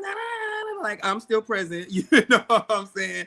We're just waiting for the proper moment to release the project. And then we're working on some other things. We have a ton of things in the work. Oh my gosh, if we just start name dropping, you guys would be amazed. So I'm excited for the several different projects that are happening over there. But yes, I was brought on to executive produce The Getaway season 2 on Brandon TV, and it's still coming soon. I know that's right, bitch. Thank you, babes. No, that's right. So Q, oh my God, we have to talk about these things that have transpired these last couple of days. Let's get into it, child. Every time I get to run in my mouth with you, we get to getting into things. I be over here minding my business, quiet. As soon as I say a little peep of anything, what you said earlier, it's a whole lot of chitter chatter going on. Yeah, it's a whole lot of chitter chatter going on. You know. Let's talk about it. Where should we start? Go first. I'm about to say, where do we even start? Like, oh my gosh. So I think I'll start first. I gave TTB his flowers earlier, since we were on me, and then I'll switch gears and I'll let you go. So before because I'm talking calm right now, I want to remain right here. Well, I'm going to remain calm because I think I'm kind of good. Now, yesterday I think I was a little turned up. Today I think I'm okay. I first want to say again, TCB, thank you so much for the flowers. I'm not going to give you the long speech that I gave you earlier, but I did when we got to this. I was going to set it up this way. So I thank you so much for always, extending your platform to us, because it also brings us traffic when you do discuss us. We can be honest about that and say that. A lot of kids don't want to be honest, but I'm going to be honest with you. I love your ass. But there were some things that were said that I just kind of want to correct. Q, is it okay if I jump in and out with you? Of course, babes. Okay, so y'all have always heard me say I could be, but I don't want to overtalk you. Go ahead, baby. But I'll be honest. Listen, like I told Q when I was messaging him, I said the moment I saw him, because we did 2 lives. I said the moment I saw him come back on live with that Gemini Films t-shirt on, and we were talking about Kenya and all that stuff, pulling it away. I was like, oh yeah, come on, yeah, we finna talk about it. Because I already know TTB gonna cover it. Next time, I'm just gonna start giving y'all a little. Yeah, I did. I said, oh yeah. Let me sprinkle. Well, and that's what I kind of wanted to clear up. So everybody's asking, "Oh, Q, why you going so?" Well, let me start off by saying, Oliver, you asked me a question the other day and said, "Why you don't say their name? Why you don't say their name?" For these why don't you? For these reasons alone, I feel like sometimes when you know the power you hold, sometimes it's just good to not go down certain roads. I'm not trying to be a poet, but sometimes when you're not in the best space with somebody, sometimes it's just good not to say their name, or it's just good not to be publicly, that's mature, adding sugar to shit, because they gonna think, oh, he talking about me, he said something about me. Anybody gonna take what you say or about what you got going on in a negative space, especially when y'all not in the best space. So anytime we having these conversations, y'all may feel like, oh, he's trying to be shady. Sometimes I just rather not even say the name. I learned that lesson, I think, from Reese G. Just don't even say the name. Yeah. You know what I'm saying? Because it'll get you caught up in something. We still feuding to this day. Hopefully one day, and PSA. Hopefully one day we can get into a better space. But sometimes when you say people's names and stuff like that, it can get into a sticky situation and you not even mean it like that. And you be arguing for years and years and years down the road. And for me, I'm trying to close certain chapters, trying to put bows on certain things to move forward in my life and in my career. So thank you. So it's not me trying to be shady when we having these conversations. It's just sometimes when you know the power you hold, I can't speak for others, but I know the power I hold. And what happened? When you say a name and what are we doing? Almost a week later, going back to something that we said at the top of the week just because of a small statement. Now, I do want to say to TTB that you made a statement as far as why am I going so hard for Gemini Films and I'm not going hard for Chasing. I have to correct you and say, and Oliver, you can step in. We've always went hard for Chasing. We are who I'm not. Well, now that we're discussing it, I can say it. I'm never going to diminish my platform at Chasing. I'm never going to diminish the platform. I don't have an issue with the platform. I now have a personal issue with the boss. Everybody can feel how they want to feel. I'm bitter. I'm this. I'm that. No, bitch. I'm not bitter. And like I told, I'm not bitter. I'm hurt behind what happened. I was hurt, getting through hurt. So if I sound bitter, no, I'm not bitter, bitch. I'm hurt. It's like getting kicked out your mama's house. It's just like getting kicked out the family. You were hurt. You were hurt. I was hurt. I was hurt. I put blood, sweat. Hold on for a second. I put blood, sweat, and tears into that platform.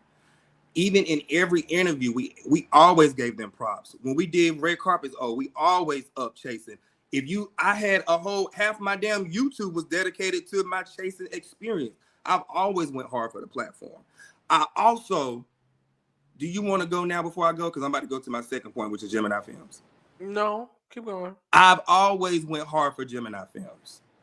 And I wish you had the little clips to plug in right now. However, this is not my first rodeo and first time working with Karan. So I have to correct those for saying, you've just been a producer for your season 10 with Karan. I want everybody to win. I want all platforms to win. I'm going to never, now it's a little different. I'm not going to disrespect Chasing, but we good. But y'all can never pull up interviews and say, I disrespected Chasing Reality or anything. Chasing Reality pretty much helped make me who I am because I was not always, but I started out busy in the entertainment industry before I joined Chasing. It just enhanced it. At the same time, when I say I want everybody to win, I used to produce an after show with Karan for Gemini Films. I was the actual host of the show. He would bring, the talent would come to my Q in the Streets radio station to host the after show for Gemini Films.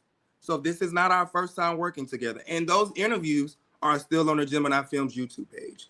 You can go pull them up. Can you not, Yes, because you sent me the screenshots. They're still up. So I had to just correct that small thing. I go hard for everybody. I once went hard for Chasing. Before, you know what I'm saying? Before I felt like I got disrespected and kicked out. I'm going to go hard for everybody. I'm going to go hard for Brandon TV. I'm going to go hard for TTB. I'm going to go hard for OT. I'm going to go hard for any bitch who going to go hard for me. The moment you don't fuck with me, I'm good on you too. But I'm not going to diminish the people who treat me well. And I mean very well. Pay me very well. We have long years of business. This is not Karan and I's first rodeo. We worked together over 5 years ago when I was staying in Atlanta. I had a whole after show with him. So I just wanted to clear that up. You can go because I feel like I'm talking a lot. Yeah. I feel like you spoke very well, first of all. But you and I were speaking and the whole bitter thing came up. And I was like, I can agree that sometimes when I hear you speak about them, it does to me even at times sound like. And what was my response? I don't think bitter is a word, even though I understand why people say the word bitter. every time I hear it, I just be like, damn, like Q really hurt. Like, you know, he You really can hurt. people can feel how you want to feel. I put my blood, sweat, and tears into chasing. I did 3 years of talent, being talent. Y'all were dragging me through the mud, and I still was up in the brand, right? Then I came on and produced 2 shows and was even working on things behind the scenes to help the brand. I've always wanted what was best for the brand. I never had a personal relationship with the boss. I was always coming to him, encouraging him like, hey, let's have these conversations to get us into bigger rooms. Let's have these conversations to bring on bigger talent. Let's do the things that in TTB, you kind of touched on this the other day and you were not incorrect. Some of the things that the people won't do. Me and O been behind the scenes for years encouraging the boss to have these bigger conversations and get us into the bigger rooms. I've always wanted what was best for the network. That's how In the Mix with Twixt came about, because I took a opportunity from a bigger place and brought it back to where I was, and at least wanted to share it with my people. We always had what it took to be the next big thing, and we still do. And TTB, you said something else. It's a lot of pride and egos and a whole lot of unprofessionalism over here, which is why we never made it. Which why some of them won't make it. I can't speak for me because I'm gonna make it. Which is why some of them won't make it. However, I'm just is where I go, because I'm just it's so much of me that I have to say that I haven't said. Yeah. People say I'm bitter. No, I'm not bitter. I was hurt. I'm getting through it and I'm getting over it. I'm no longer starting to give a fuck. So when I speak about it, it's like that girl speaking about her ex-boyfriend, like, stop bringing them up. Tell like Gardy, stop bringing them up. Don't give a fuck. Like, getting over it. I'm not gonna say I wasn't hurt. I'm not that type of person. Yeah, bitch, I was hurt. Bitter? Fuck no. Bitter for what? I'm doing more. I'm in school. I'm in LA Film School getting my degree. I'm not bitter. It made me better. I don't give a fuck about it no more. But I can be honest and say it did hurt me. I ain't trying to fake and be like, oh, it didn't hurt. No, bitch, it definitely struck a nerve. I put everything, every dime. There were times I couldn't eat because I was putting into my projects. There was times that I couldn't buy myself clothes because y'all know I stay in San Diego. I was traveling to make sure that we had a great show. There was no network backing me. There was no monetary funds from the network helping me. So when you say in the comments, just say you miss me, miss what? What are you missing? Do you miss somebody? No, what are you missing? What do I miss from being on Chasing Reality? There was a comment in TTB. There was a comment from the boss of Chasing Reality. And Dario? In the comments of TTB, and he said, y'all miss me. And we just trying to figure out, where do we miss? Because, yeah, I'm hurt, but it's like when you think back to it, it's just like... I mean... it's okay. It's so many things to unpack here. Because I wanted to ask you a question. I was trying to catch you before you went. Don't ask me shit. You talk. No, because I just know once I answer, do I miss him? I'm gonna be talking, so I don't want to get off of you first. I'm good. But ask me again. But ask me that question again. What I did want to get into is that, like, you know, I don't know what it is for the brand now, but I know when I was there, and I was there for 6 years, a lot of us put, you know, our own into the show, you know, like, yes. And Dario and Kevon came up with the concept. Yes, they put, you know, the show in place, but we're also sharing our lives, you know, and you know, you guys can't view it from the standpoint of like, oh, this is a TV show, so there's a network and they have money. No, like we're paying for stuff. We were paying for our own stuff. Yeah. And not to say that's a responsibility of Dario, because it's not. You know, at least I would think when we all sign up for the show, we know what we're signing up for. At least I knew I did, right? Which was why my whole time on the show used to be about, bitch, how can I make my money? Because, bitch, I'm spending money being here, so I need to make money back, which, thank the Lord, I was able to. But to be getting into it, that's why on Chasing Atlanta every season, I would be focused on, how can I be making my money right now? Because, girl, I am spending money being here.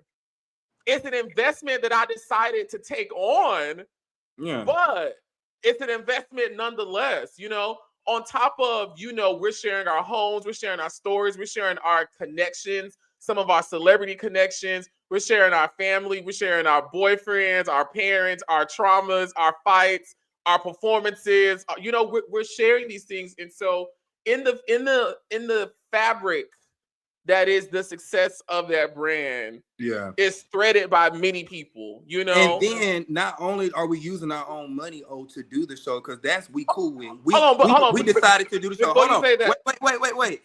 Then you and I become executive producers and go off and branch off. We both get a show. And then not only are we using our own money to do the show, we're now using our own money to build the platform and build the show.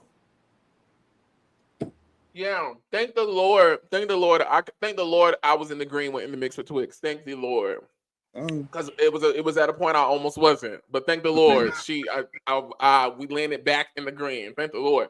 But I don't want it to be like, at least for me, I'm not saying that to be like, oh, you owe me or nothing like that. No, I'm not saying it. I'm not saying that to say that. I said all that to say I understand why people like Q and House Times, you know, I've spoken to other people since, you know, on the show, while I was doing the show, since the show, where they be like, you know, I put my all into this. I made sacrifices to be present and to be treated a certain way. It doesn't feel good, you know, when I'm sharing the most vulnerable, most personal aspects of myself, the last of myself, you know, to be here and to show them, to make this show a great thing. I understand why people be passionate. I get it. And then not only speaking of my passion, right? Because business is business. I'm cool on if I mishandle some things or anything like that. When y'all see my bitterness, because I haven't talked about it, but we here now, my bitterness and my angriness is because I wasn't given a proper conversation to my exit. So when I say they kicked me out, or when you hear me alluding to that, it's because the boss of that network never gave me a proper conversation, whether y'all feel like you owe me one or not. I mean, damn, I was there 6 years, not only as talent, but now as a producer. And then you send your mom, who we ain't never had an HR at Chasing Reality. And now your mama come out the woodwork sending me emails as HR, like, oh, you're dismissed because of 1 and 2. And so when you say passion, putting into it, I could have been out here in LA going on auditions for myself. But here I am, and I love producing Chasing LA. I love. It changed everything about my career.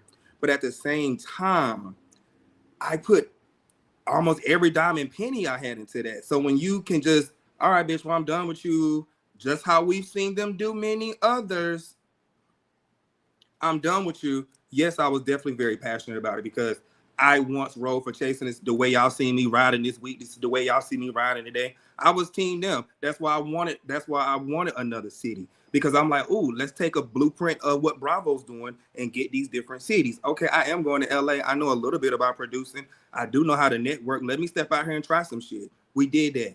Now I had a couple show coming up. Let me make it even. Let me bring a Married to Medicine to the Housewives of Atlanta. So let me bring a couple show to Chasing Reality. I always wanted what was best for the brand. I've always went hard for the brand. You know why you don't see me online going hard for the brand, TTB? Is because I was behind the scenes producing all this shit, helping produce and get actual work done. I don't have to be online. Y'all don't never see me coming online doing these things until what? Somebody bother me. Me and O, we were doing our recaps, and Chasing just so happened to come up. And now we in a whole different direction of things. We just want organically, honestly, too. And you know, and I hate to jump in, but let me jump in right here. You know, for me too, like for me and my platforms and channels, I don't mind talking about the brand, because you know, I am extremely grateful for what I was able to do and what was given to me and what I was able to get from it. You know, so like I don't mind people still recognizing me. I don't mind still talking about it. And I know on YouTube, a lot of my following is rooted in Chasing, and they like to hear us talk about that shit from back in the day. They like it, you know? The same way we like to see our favorite people talk about it, the same way, you know, hello, a person who interviewed all those top model girls, people like to hear some of the people they watched on TV go down memory lane. And so I thought it was just a great moment for people to hear us talk about season 3 and then, the live and all the other stuff. And then we talked about Gemini Films. People, we still come from that world. We're still a part of it. Honestly, clearly, we're still a part of it. So it's like for the me, stars are still stars. you know what I mean? Like for me, it's never like a thing to be like, oh, don't mention them. Like, yeah, girl, I like laughing about the shit. I had fun. It's funny. I had fun. The shit was we were funny. young and silly. Like The shit is young and I think a lot of the shit that happens on camera and off the camera regarding all the web shows are silly. And TTB, you made a statement and said a lot of times all these prides and egos are in the way of a lot of this. When we say it's a lot of starless stuff happening, that's not a slight to anybody because I don't watch any, a lot of those shows anymore. So I'm not saying who's on and who's not. What I'm saying is we could have one small little 20-minute conversation and here we are 4 or 5 days still talking about it later. So when I say these egos and pride, a lot of us still need to be working together, no shade. A lot of us do better. A lot of us do better when we work together. Could have been working together. I think it's a lot of turmoil in the sand now and in the oil and milk. However, I think it's still possible, honestly. A lot of us needed each other. And that's what we say. Almost definitely. Stars connecting back then. And so now it's star less because everybody want to be a star. The power of 3 worked because you had 3 stars combined and made it bigger. Reese, Kevon, Dario working together, you got 3 stars. It's not going to work with everybody separate. We can work with everybody still working. But can you imagine an OG show with all the OG girls for real? Like OT, Montel, Lauren, England, Devon. I tried. Gardini. Like, who's back? Like, we love the new girls. We love to see shit shake and change up. But the same way we watch Bravo is the same way people watch Chasing. We want Nene and Kim Zolciak back. We want Sheree. We want all these people back. We just seen Deshaun Snow still pop out this week. And what they doing? Talking about old shit from Housewives.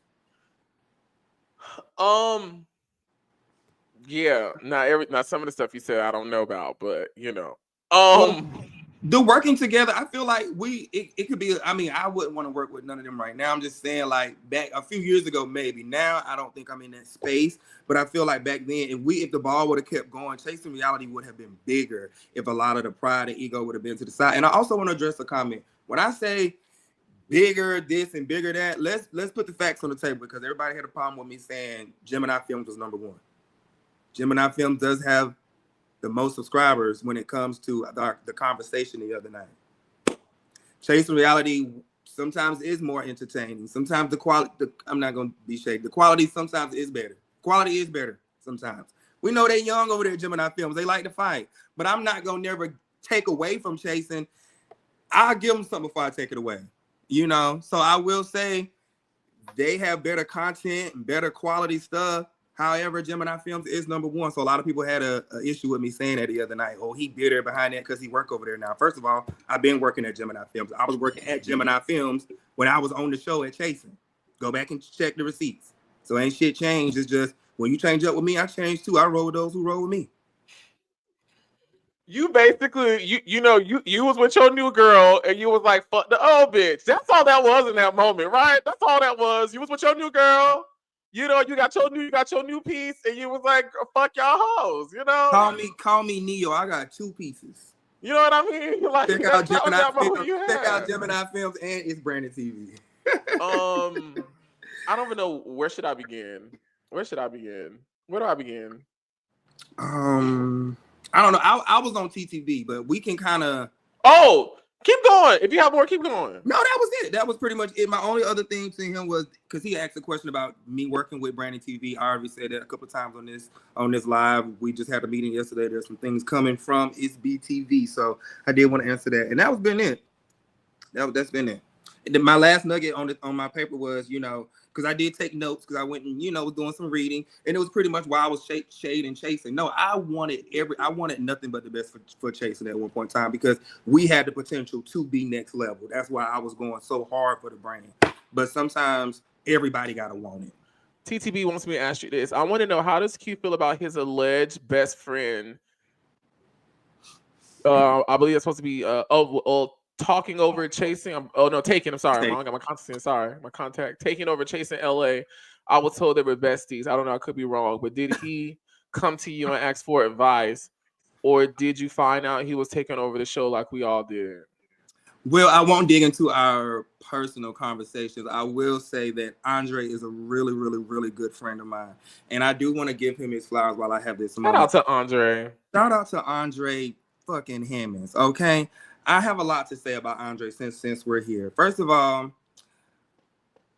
Andre is the reason that Chasing LA is returning. Yes, y'all see him now becoming the executive producer, but he was behind the scenes even when I was still in possibly be in my position to still be the producer of still pushing me to get the show back up and running. So my hat goes off to Andre. He just has such a beautiful spirit. I'm so happy and proud for him because he's such a person with good morals and values. Andre came to me before anything went public, and that's a real friend. That's a true friend. That's a real boss. And I have nothing to say about Andre. I enjoy working with him. I think he's going to do a phenomenal job during this season. I wish him nothing but the best. Chasing LA, Chasing Reality will forever hold a place in my heart, regardless if you mad with the ex-girlfriend or not. It's like your first love, right?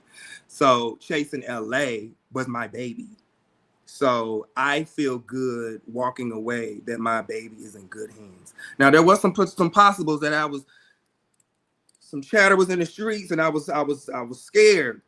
But for Andre Hammonds to sit in my seat, I'm honored because Andre is phenomenal at what he does. And I send him nothing but praises and flowers, and I wish him nothing but good energy on the entire season. You know, turn it up because right now it's a little turned down. So turn it up, Andre. Turn the views up. You just go stab. You still go stab. You can't help it. I had to get one more in. Nah, I'm so happy with Andre TTB.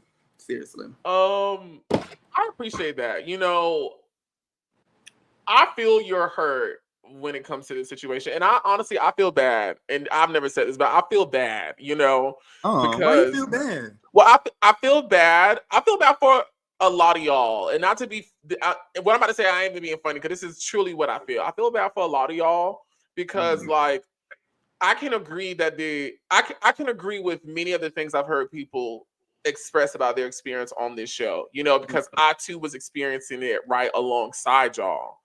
However, for me, the experience was always supposed to be a stepping stone for me to the next area and for me to, like, you know, basically make my money. You know, how much money can I make in this moment? That I just turned a blind eye to a lot of stuff. That, like, you know, now that it's said and done, I'm okay, you know, but I don't be giving a fuck. Okay now. Like, No. But and not to say that y'all are not okay, but even to, like, the point to where you be like, I ain't saying them, or, like, you know, throwing jabs or, like, or shit like that, or stuff like that. It, like, it hurts me a little bit. It's like, damn, like, you know, I wish y'all could be as, like, cool on them as I am, I guess. Well, I mean, Oliver, you're not too cool with all of them, because I mean I didn't say cool with them. I said cool on them. Oh, cool. Oh, I'm definitely cool on them. Yeah, but I'm about to say cool with them. No, we're not doing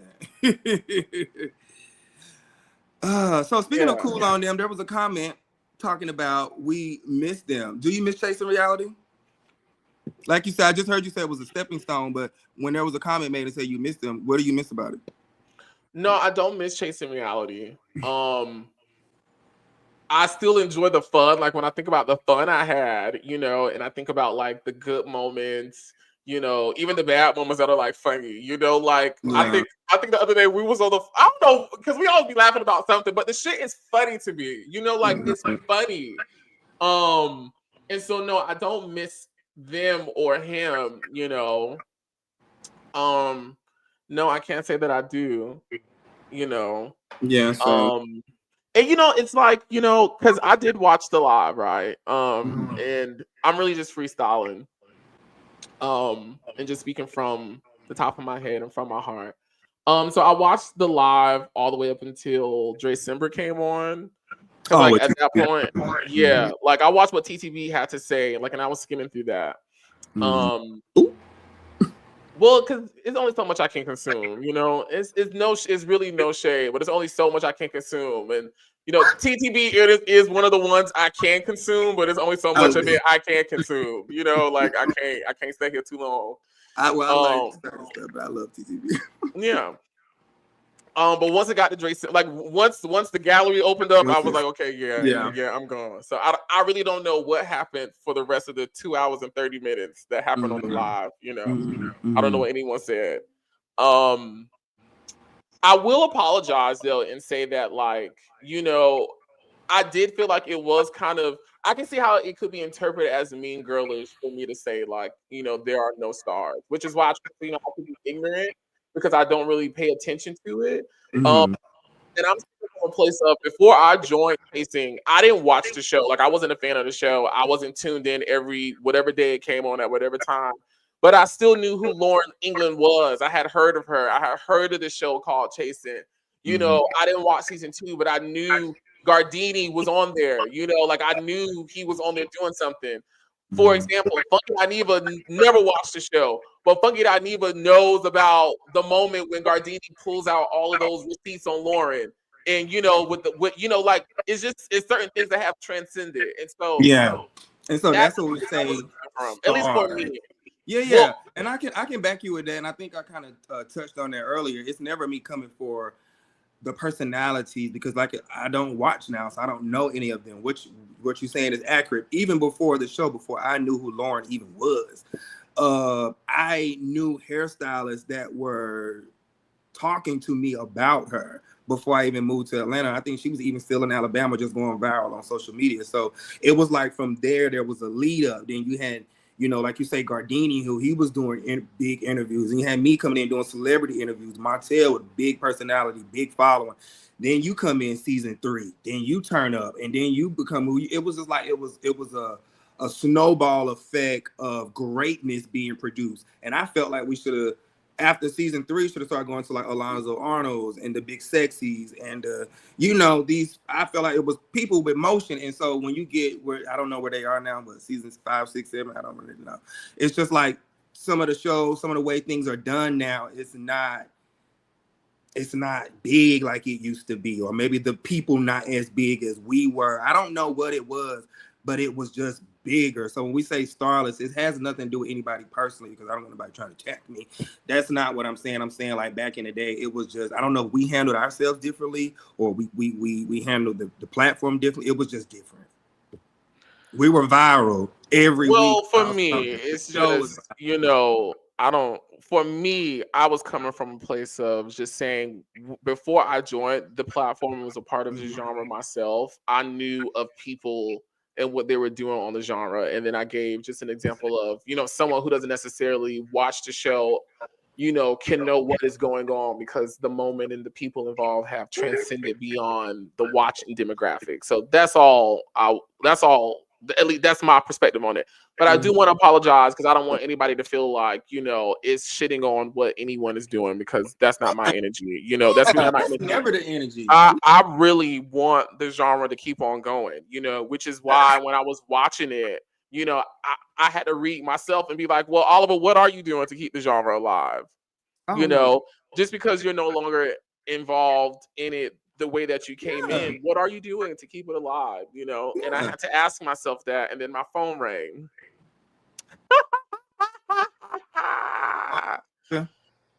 Praise the Lord. But yeah, good. And so that answers my question of why I go so hard for Gemini, because just because I'm working at a network now who's on Netflix, I'm still working with the networks or the platforms that I've been working with over 5 years, which is Gemini Films, and it's a couple of others who I'm still cool with too. I'm cool with everybody. I want everybody to win. Yeah. You know, it's never no beef with me and Dario. You know, I've never had beef with her, you know, because I've always seen it for what it is, you know, and I just, you know, I get it. So it's never no beef. It's really, she's, you know, disappointed. I don't know if I got to if I'm disappointed, because I expected it, honestly. That's why. You know, and that's a lot of reasons why I'd be cool, because it's like, honestly, what's going on right now and what everyone is doing, I've seen it done to other people throughout the years. And so it's like when it's now being done to me, I'm not shocked because I already know what you're capable of. I heard what you said about this person, this person, this person. I saw what you did about this person, this person, this person. And so when you ask me, do I miss it? I'm like, no, I don't, because I already know like what goes I'm at down. peace now, right? Yeah. And the thing about that is, no, I don't. Right? No, I don't miss it. It's just no, like I don't. it's crazy that just I don't know that individual just you just said something like when that person tells so much other people business. I think for me, I never got personal with him like that. I was always business. I was always behind the scenes encouraging him. I was always behind the scenes like, hey, what do you feel about this person? He was like, I don't want to talk to their business manager. Okay, what do you feel about this person? Or what about this network? Or what about this? Like, I was always behind the scenes doing that with him. So I never saw the side of him being messy. And, you know, even when what got leaked out that time, my address and my YouTube stuff, when all that drama was happening, I never knew the front side of that story until last year. He showed back then he showed me the Google thing because I saw the pen and like the thingy and it's honestly it's things like that, right? Like right, that we don't miss. So when you ask, do we miss? But I'm saying, but it's even things like that, like. Thank God it was shown to Oliver, who ain't gonna do nothing crazy and something like that. But what if I was a cast member, or even when we were going at it, that's like, you know, fuck this nigga. I got his address. I'm finna pull up and, you know, do something. You know what I'm saying? Or y'all doing a business deal, but you telling me about it and showing me shit like that. Like, no, I don't miss that. No, I don't miss that. Yeah, I don't. We don't miss a sneaky ass boss. We don't miss We don't miss someone, a CEO, a boss, and a producer running around to other cast members telling our business. No, we do not miss that. We don't miss someone who can't have conversations and always want to run to internet and run the subs and do all these other things. We don't miss those type of unprofessional environments and things. I miss the platform, what came with it, because I love the platform. But to ask, do we miss you? Speak for me. It's a no, babes. And it's like, well, can I have said the same thing when everybody, well, not everybody, but when you were down in the post, in the comments, like when I was with Carlos King, that had nothing to do with you. That had nothing to do with chasing. And Dario was down there in the comments. Can I say you miss me then? Or when I had the thing going on with TS a couple months ago and he was down in the comments commenting, like, can I say the same thing that you miss me, you know? So it's just like it's you know, and I'm not even trying to be funny. Your downfall. I'm not trying to be funny, but it's like, you know, they did lives. Yeah, it's like, you know, like I just counted my numbers today. I got viewed 60 million times last month. A video I posted on Friday got viewed probably close to now 6 million times. On TikTok last month, I was viewed close to 10 million times. Pay that rent. Oh, pay that rent. And so, so back when he said that, he was like, when he was like, when Rent do make another video, and I mean, it didn't offend me, but you know, I'm Candy Burris, you know, it I'm just always, you. Yeah, it just gives I was you like, that I was like, you're absolutely right. That's me. I am a person who has always done well on video. So I was like, you know what? Let me try some new stuff. And then the first month I got 16 million, and then the next month, and so now she's at 60 million. So I say all that to say, currently right now in Oliver Twix's life, I make the most money. I am the most seen, the most recognized, the most booked, doing probably a fifth of the work I used to with none of the headache and the negativity that I want to put myself in. Yeah. I'm at peace. Like, I'm still filming for TV. I'm still on TV. I'm still performing. The people are still streaming. We got new stuff happening. We really getting up at the honeycut now. You know what I'm saying? Like, yeah. No, and it's like, and it's not me coming from a place like shitting on you. It's just like, I'm really enjoying my present because my present is the most amazing it's ever been so far in my life. Yeah. And so why would I miss something that honestly to me doesn't measure up? Back. Yeah, because for me, it doesn't measure up to what I do now. The elevation of it all. I feel like since you left, you've elevated. For me, I'm now still producing. Like because one door closes, another one opens. Nothing will stop, babe. Actually, I'm even learning more. I'm doing more. I'm not around a boss who is taking my information to other employees. Like, you trying to kill somebody. That's like the saying or the analogy when they say you got somebody in the boat. I know too many people's statuses. They trying to roll. I know about too many people's medication.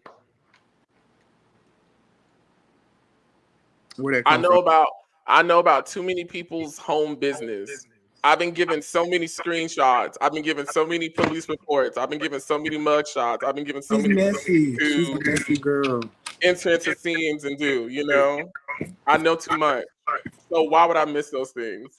That's that person that's in the boat with you, and the boat A is trying brand. to success. Why would I miss a place that says drilling holes. lifting, but in behind the scenes defending? Like, why would I miss that? Like, Oh. I'm over there at Facebook 2 years strong right now. One of the longest running creators over there at peace. We don't do that. We don't do that type of shit in our meetings. Like, we just don't. No, my new boss actually have our meetings in a spa room. That's why I got this robe, babe. They want to bring less drama and less negativity to our lives. They're not creating the bullshit. So no, we don't miss it. I actually am enjoying the elevation and enjoying the peace. And we being funny, but God does things in timing, right? And God does things for a purpose. And I feel like, and I know I went through all of this so he could show me the ugly side of the industry and just how people can be. You can be riding for a team and a network and a group and a what the fuck ever for years and riding for them, and the whole time they praying on your downfall. They in a boat with you trying to roll to success, drilling holes in it so you can drown. The as much information that has came back to us about this particular individual is I'm talking about. I'm not only talking about them. I'm everything I'm saying. I'm talking about with the brand and the powers that be and the individual. I'm talking about a conglomerate. Now I don't want to go back and retract like this is this, but I just to give definition. Me speaking. Mine's just from one. I had a fabulous time filming with Kevon Burns. You know what? They say a lot about Kevon. But Kevon wasn't. I enjoy Kevon. I miss Kevon. They can say what they want to say. Kevon. I miss Kevon when Kevon left. I really did. I don't like Dario's ways. And it's like I really don't want to be mean or say. Yeah, it's like I'm trying not to like just like I'm coming for him or nothing. But it's not. It's the ways. It's the latter years of who he has become. I don't know. It's when he dropped that weight, that mind was starting to leave too. Oh, he just started getting nastier and nastier and nastier with his actions throughout the years. And it's just like, okay, it's time to go. It's time to go. Not even time to go. He just put you out with no explanation. Oh, like, well, girl, cool. Damn, I've been hearing so much. Anyway, I'm ready to go. It's negative city over here. Nobody's growing. We still on YouTube. And what we were talking about earlier with won't. Well, okay, but here's also the conversation to it too, Q, that I just want you to be careful on, because a couple months ago the people was like, when rent was due, make another video, and now I'm one of the top creators on Facebook right now, so I never want us to forget about our calling and what our assignment is above. We have to make sure. That's why I don't never say nothing to these girls. But I'm just quiet. I know, but I'm just saying, because he still has a gift. He still has a gift. I never took that from him. I'm not. We just don't want you to be messy with your gift. You can be great and still be a messy ass person and be corrected in your wrongdoings. So just because we're giving criticism, how everybody like to say, because I'm giving my critique, my opinion, I'm not coming for him. Chasing Reality is one of the best things that ever happened to me, but a lot of the people on that particular network need to clean up their ways. Starting with the boss on down. Well, ain't too much to go between there and the HR, so I can't even come for her because that's it. But it's just one other person because Markel we was side by side. Yeah. Need to clean it up. You so funny. I feel like I'm gonna go in today, but I don't feel like I still want the people to, honestly, for real, from the bottom of my heart, I want them to do well. Like, I guess they unblocked me on Facebook because, like, they came up in my feed the other day, just yesterday. And I saw that they were with not TTB, but Binge Worthy. I guess he won an award at Boss Babe or something like that. And I was like, oh my God, that is so good for him. You know, like that's so amazing. Cause I'm just like, hopefully, like when good things happen, like they happen for me, you don't even think about what other people are doing, or you even have time to be mean and nasty because like so many great things are going on, you know, for you that it just has no space or time and place, you know. I want the brand to continue to do well. Now I will say this, just to be a little bit petty, just a little petty. Now I was trying to help them out a couple of, I think it was over a year ago, when they was down there talking about some. Oh, it was Oliver's lives that made the people stop watching. And I tried to stop them from saying that. Like, stop saying that. Just stop saying that. Because first of all, I don't believe that. Like, I don't believe. First of all, that was never my energy or my intention. And anybody who watched me knows that's like completely against and contrary to what actually happened on those lives. But my lives on my last season were some of the most highest watched after shows for that season. Which meant the audience was there that was watching. They were there. They just made, you know, just the other audience that wasn't there, they wasn't there. But the audience that was there, and they was involved and moving around and watching stuff.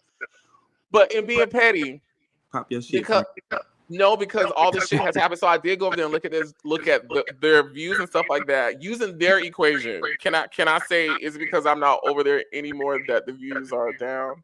This using their equation now. I ain't gonna give it all that. I do say I'm being petty, but I'm just saying that's why sometimes we just have to just wait. I say that to say sometimes we just have to just and also just be truthful in what is really upsetting us. Yeah.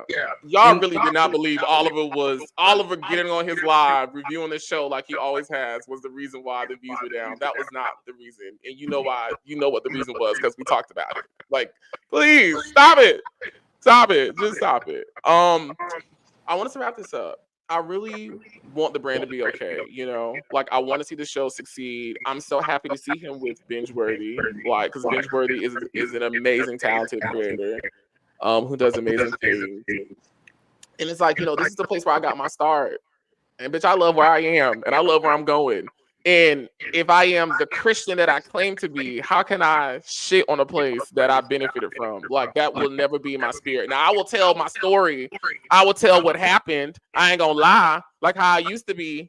Yeah, no, to cover people and, you know, just for them same people to find my ass. But it was okay because I knew it was coming. Yeah. But it's like, no, I'm not gonna sugarcoat what my experience is and what my feelings are. And I feel like people have to start dealing with what the reality is for some other people, and then we can finally move forward.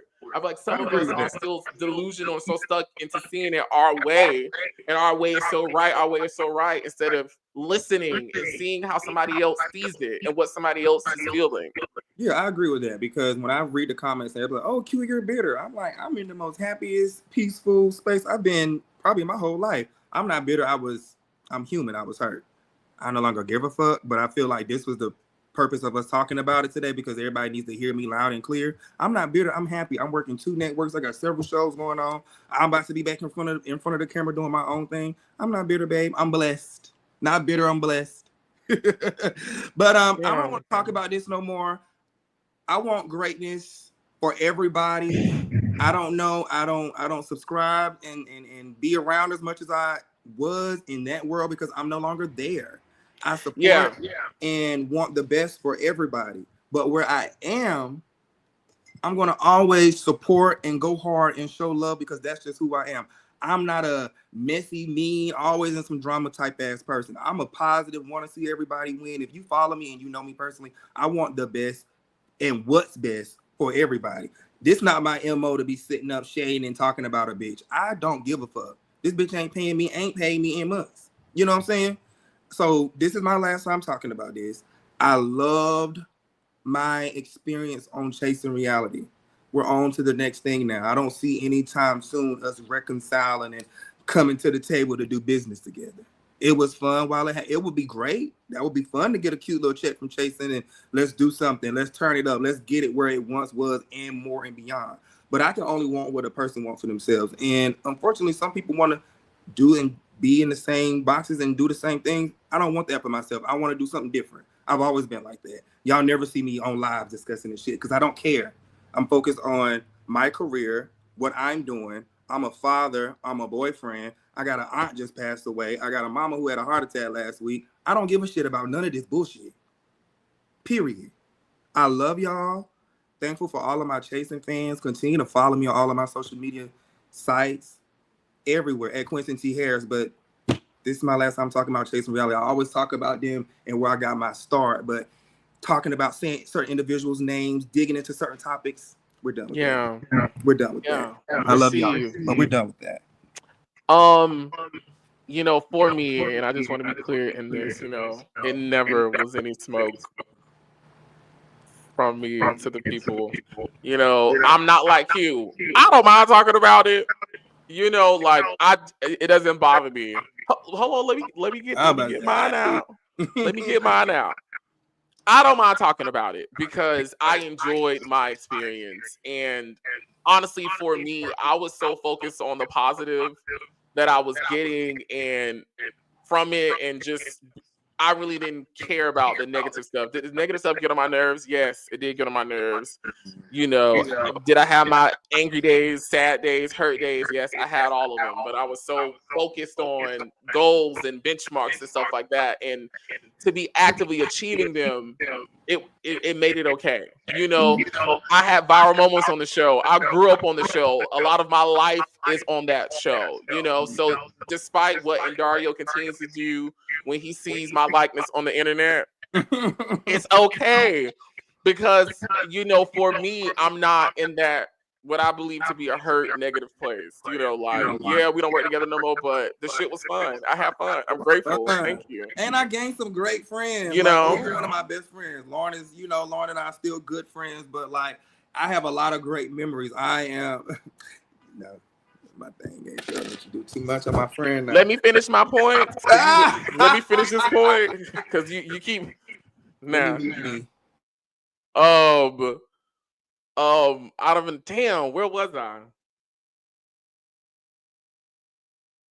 I don't even know where I was. Fuck.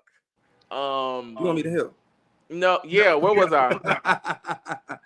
No, we were just. I mean, you was basically you wrapping all this up. Oh yeah. Yeah, I don't mind talking about it, and I'll listen. I'm always gonna talk about it because it's a part of my life. Like, don't nobody got that type of. For me, this is how Oliver run his life. Don't nobody got that type of control on my life. That if something was good to me or whatever, you know, that this bitch. I don't give a fuck, bitch. If that's what you want to do, when I mention this, baby, that's what you want to do. But if in a moment I felt like keying about Q typing this thing on the computer and it reminded me of season whatever, baby, I can go to the channel. I can pull it up. That stuff don't bother. It just doesn't bother me. Don't nobody got that over my life. It just don't. So I will continue to talk about it, you know, whenever it come up. The same way if the circle come up, if Tom Model come up, if Madison come up, if Q come up, if Heavenly come up, if anything, honestly, come up, I'm gonna talk about it. So there we go.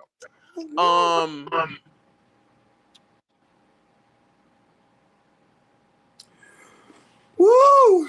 Yeah, to get out of here, yeah, I don't miss it, but I am grateful for it, you know. Yeah,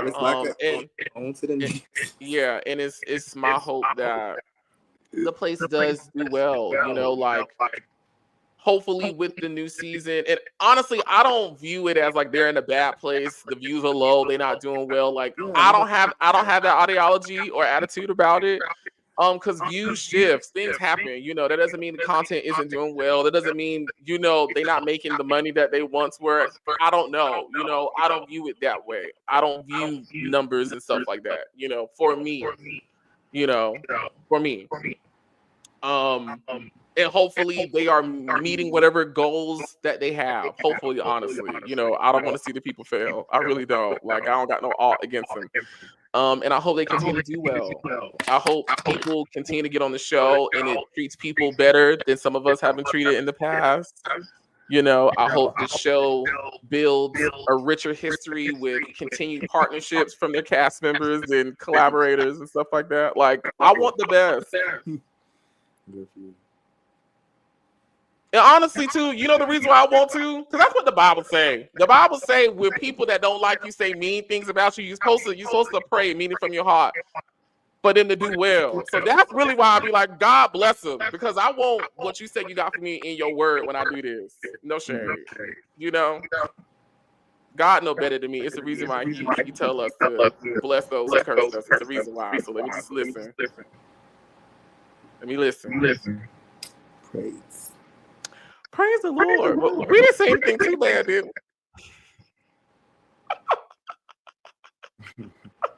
we? God bless the people. I love you, Q, so much. I love you more, babes. Listen, y'all, we're gonna get out of here. Until next time. Until next time. Thank you. And wait. And girl, you killed me with that Kegel. Y'all can tell the people that's just getting here. We've been saying prayer and Kegel every time we exit the video since 2021. So that's probably by the time we start arguing. I just unsubscribe. Bye, bitch. Yeah. Everybody go. Everybody go. Everybody go. But it's better celebrate. Play it one time, you gon' play again and again. Come one, come all.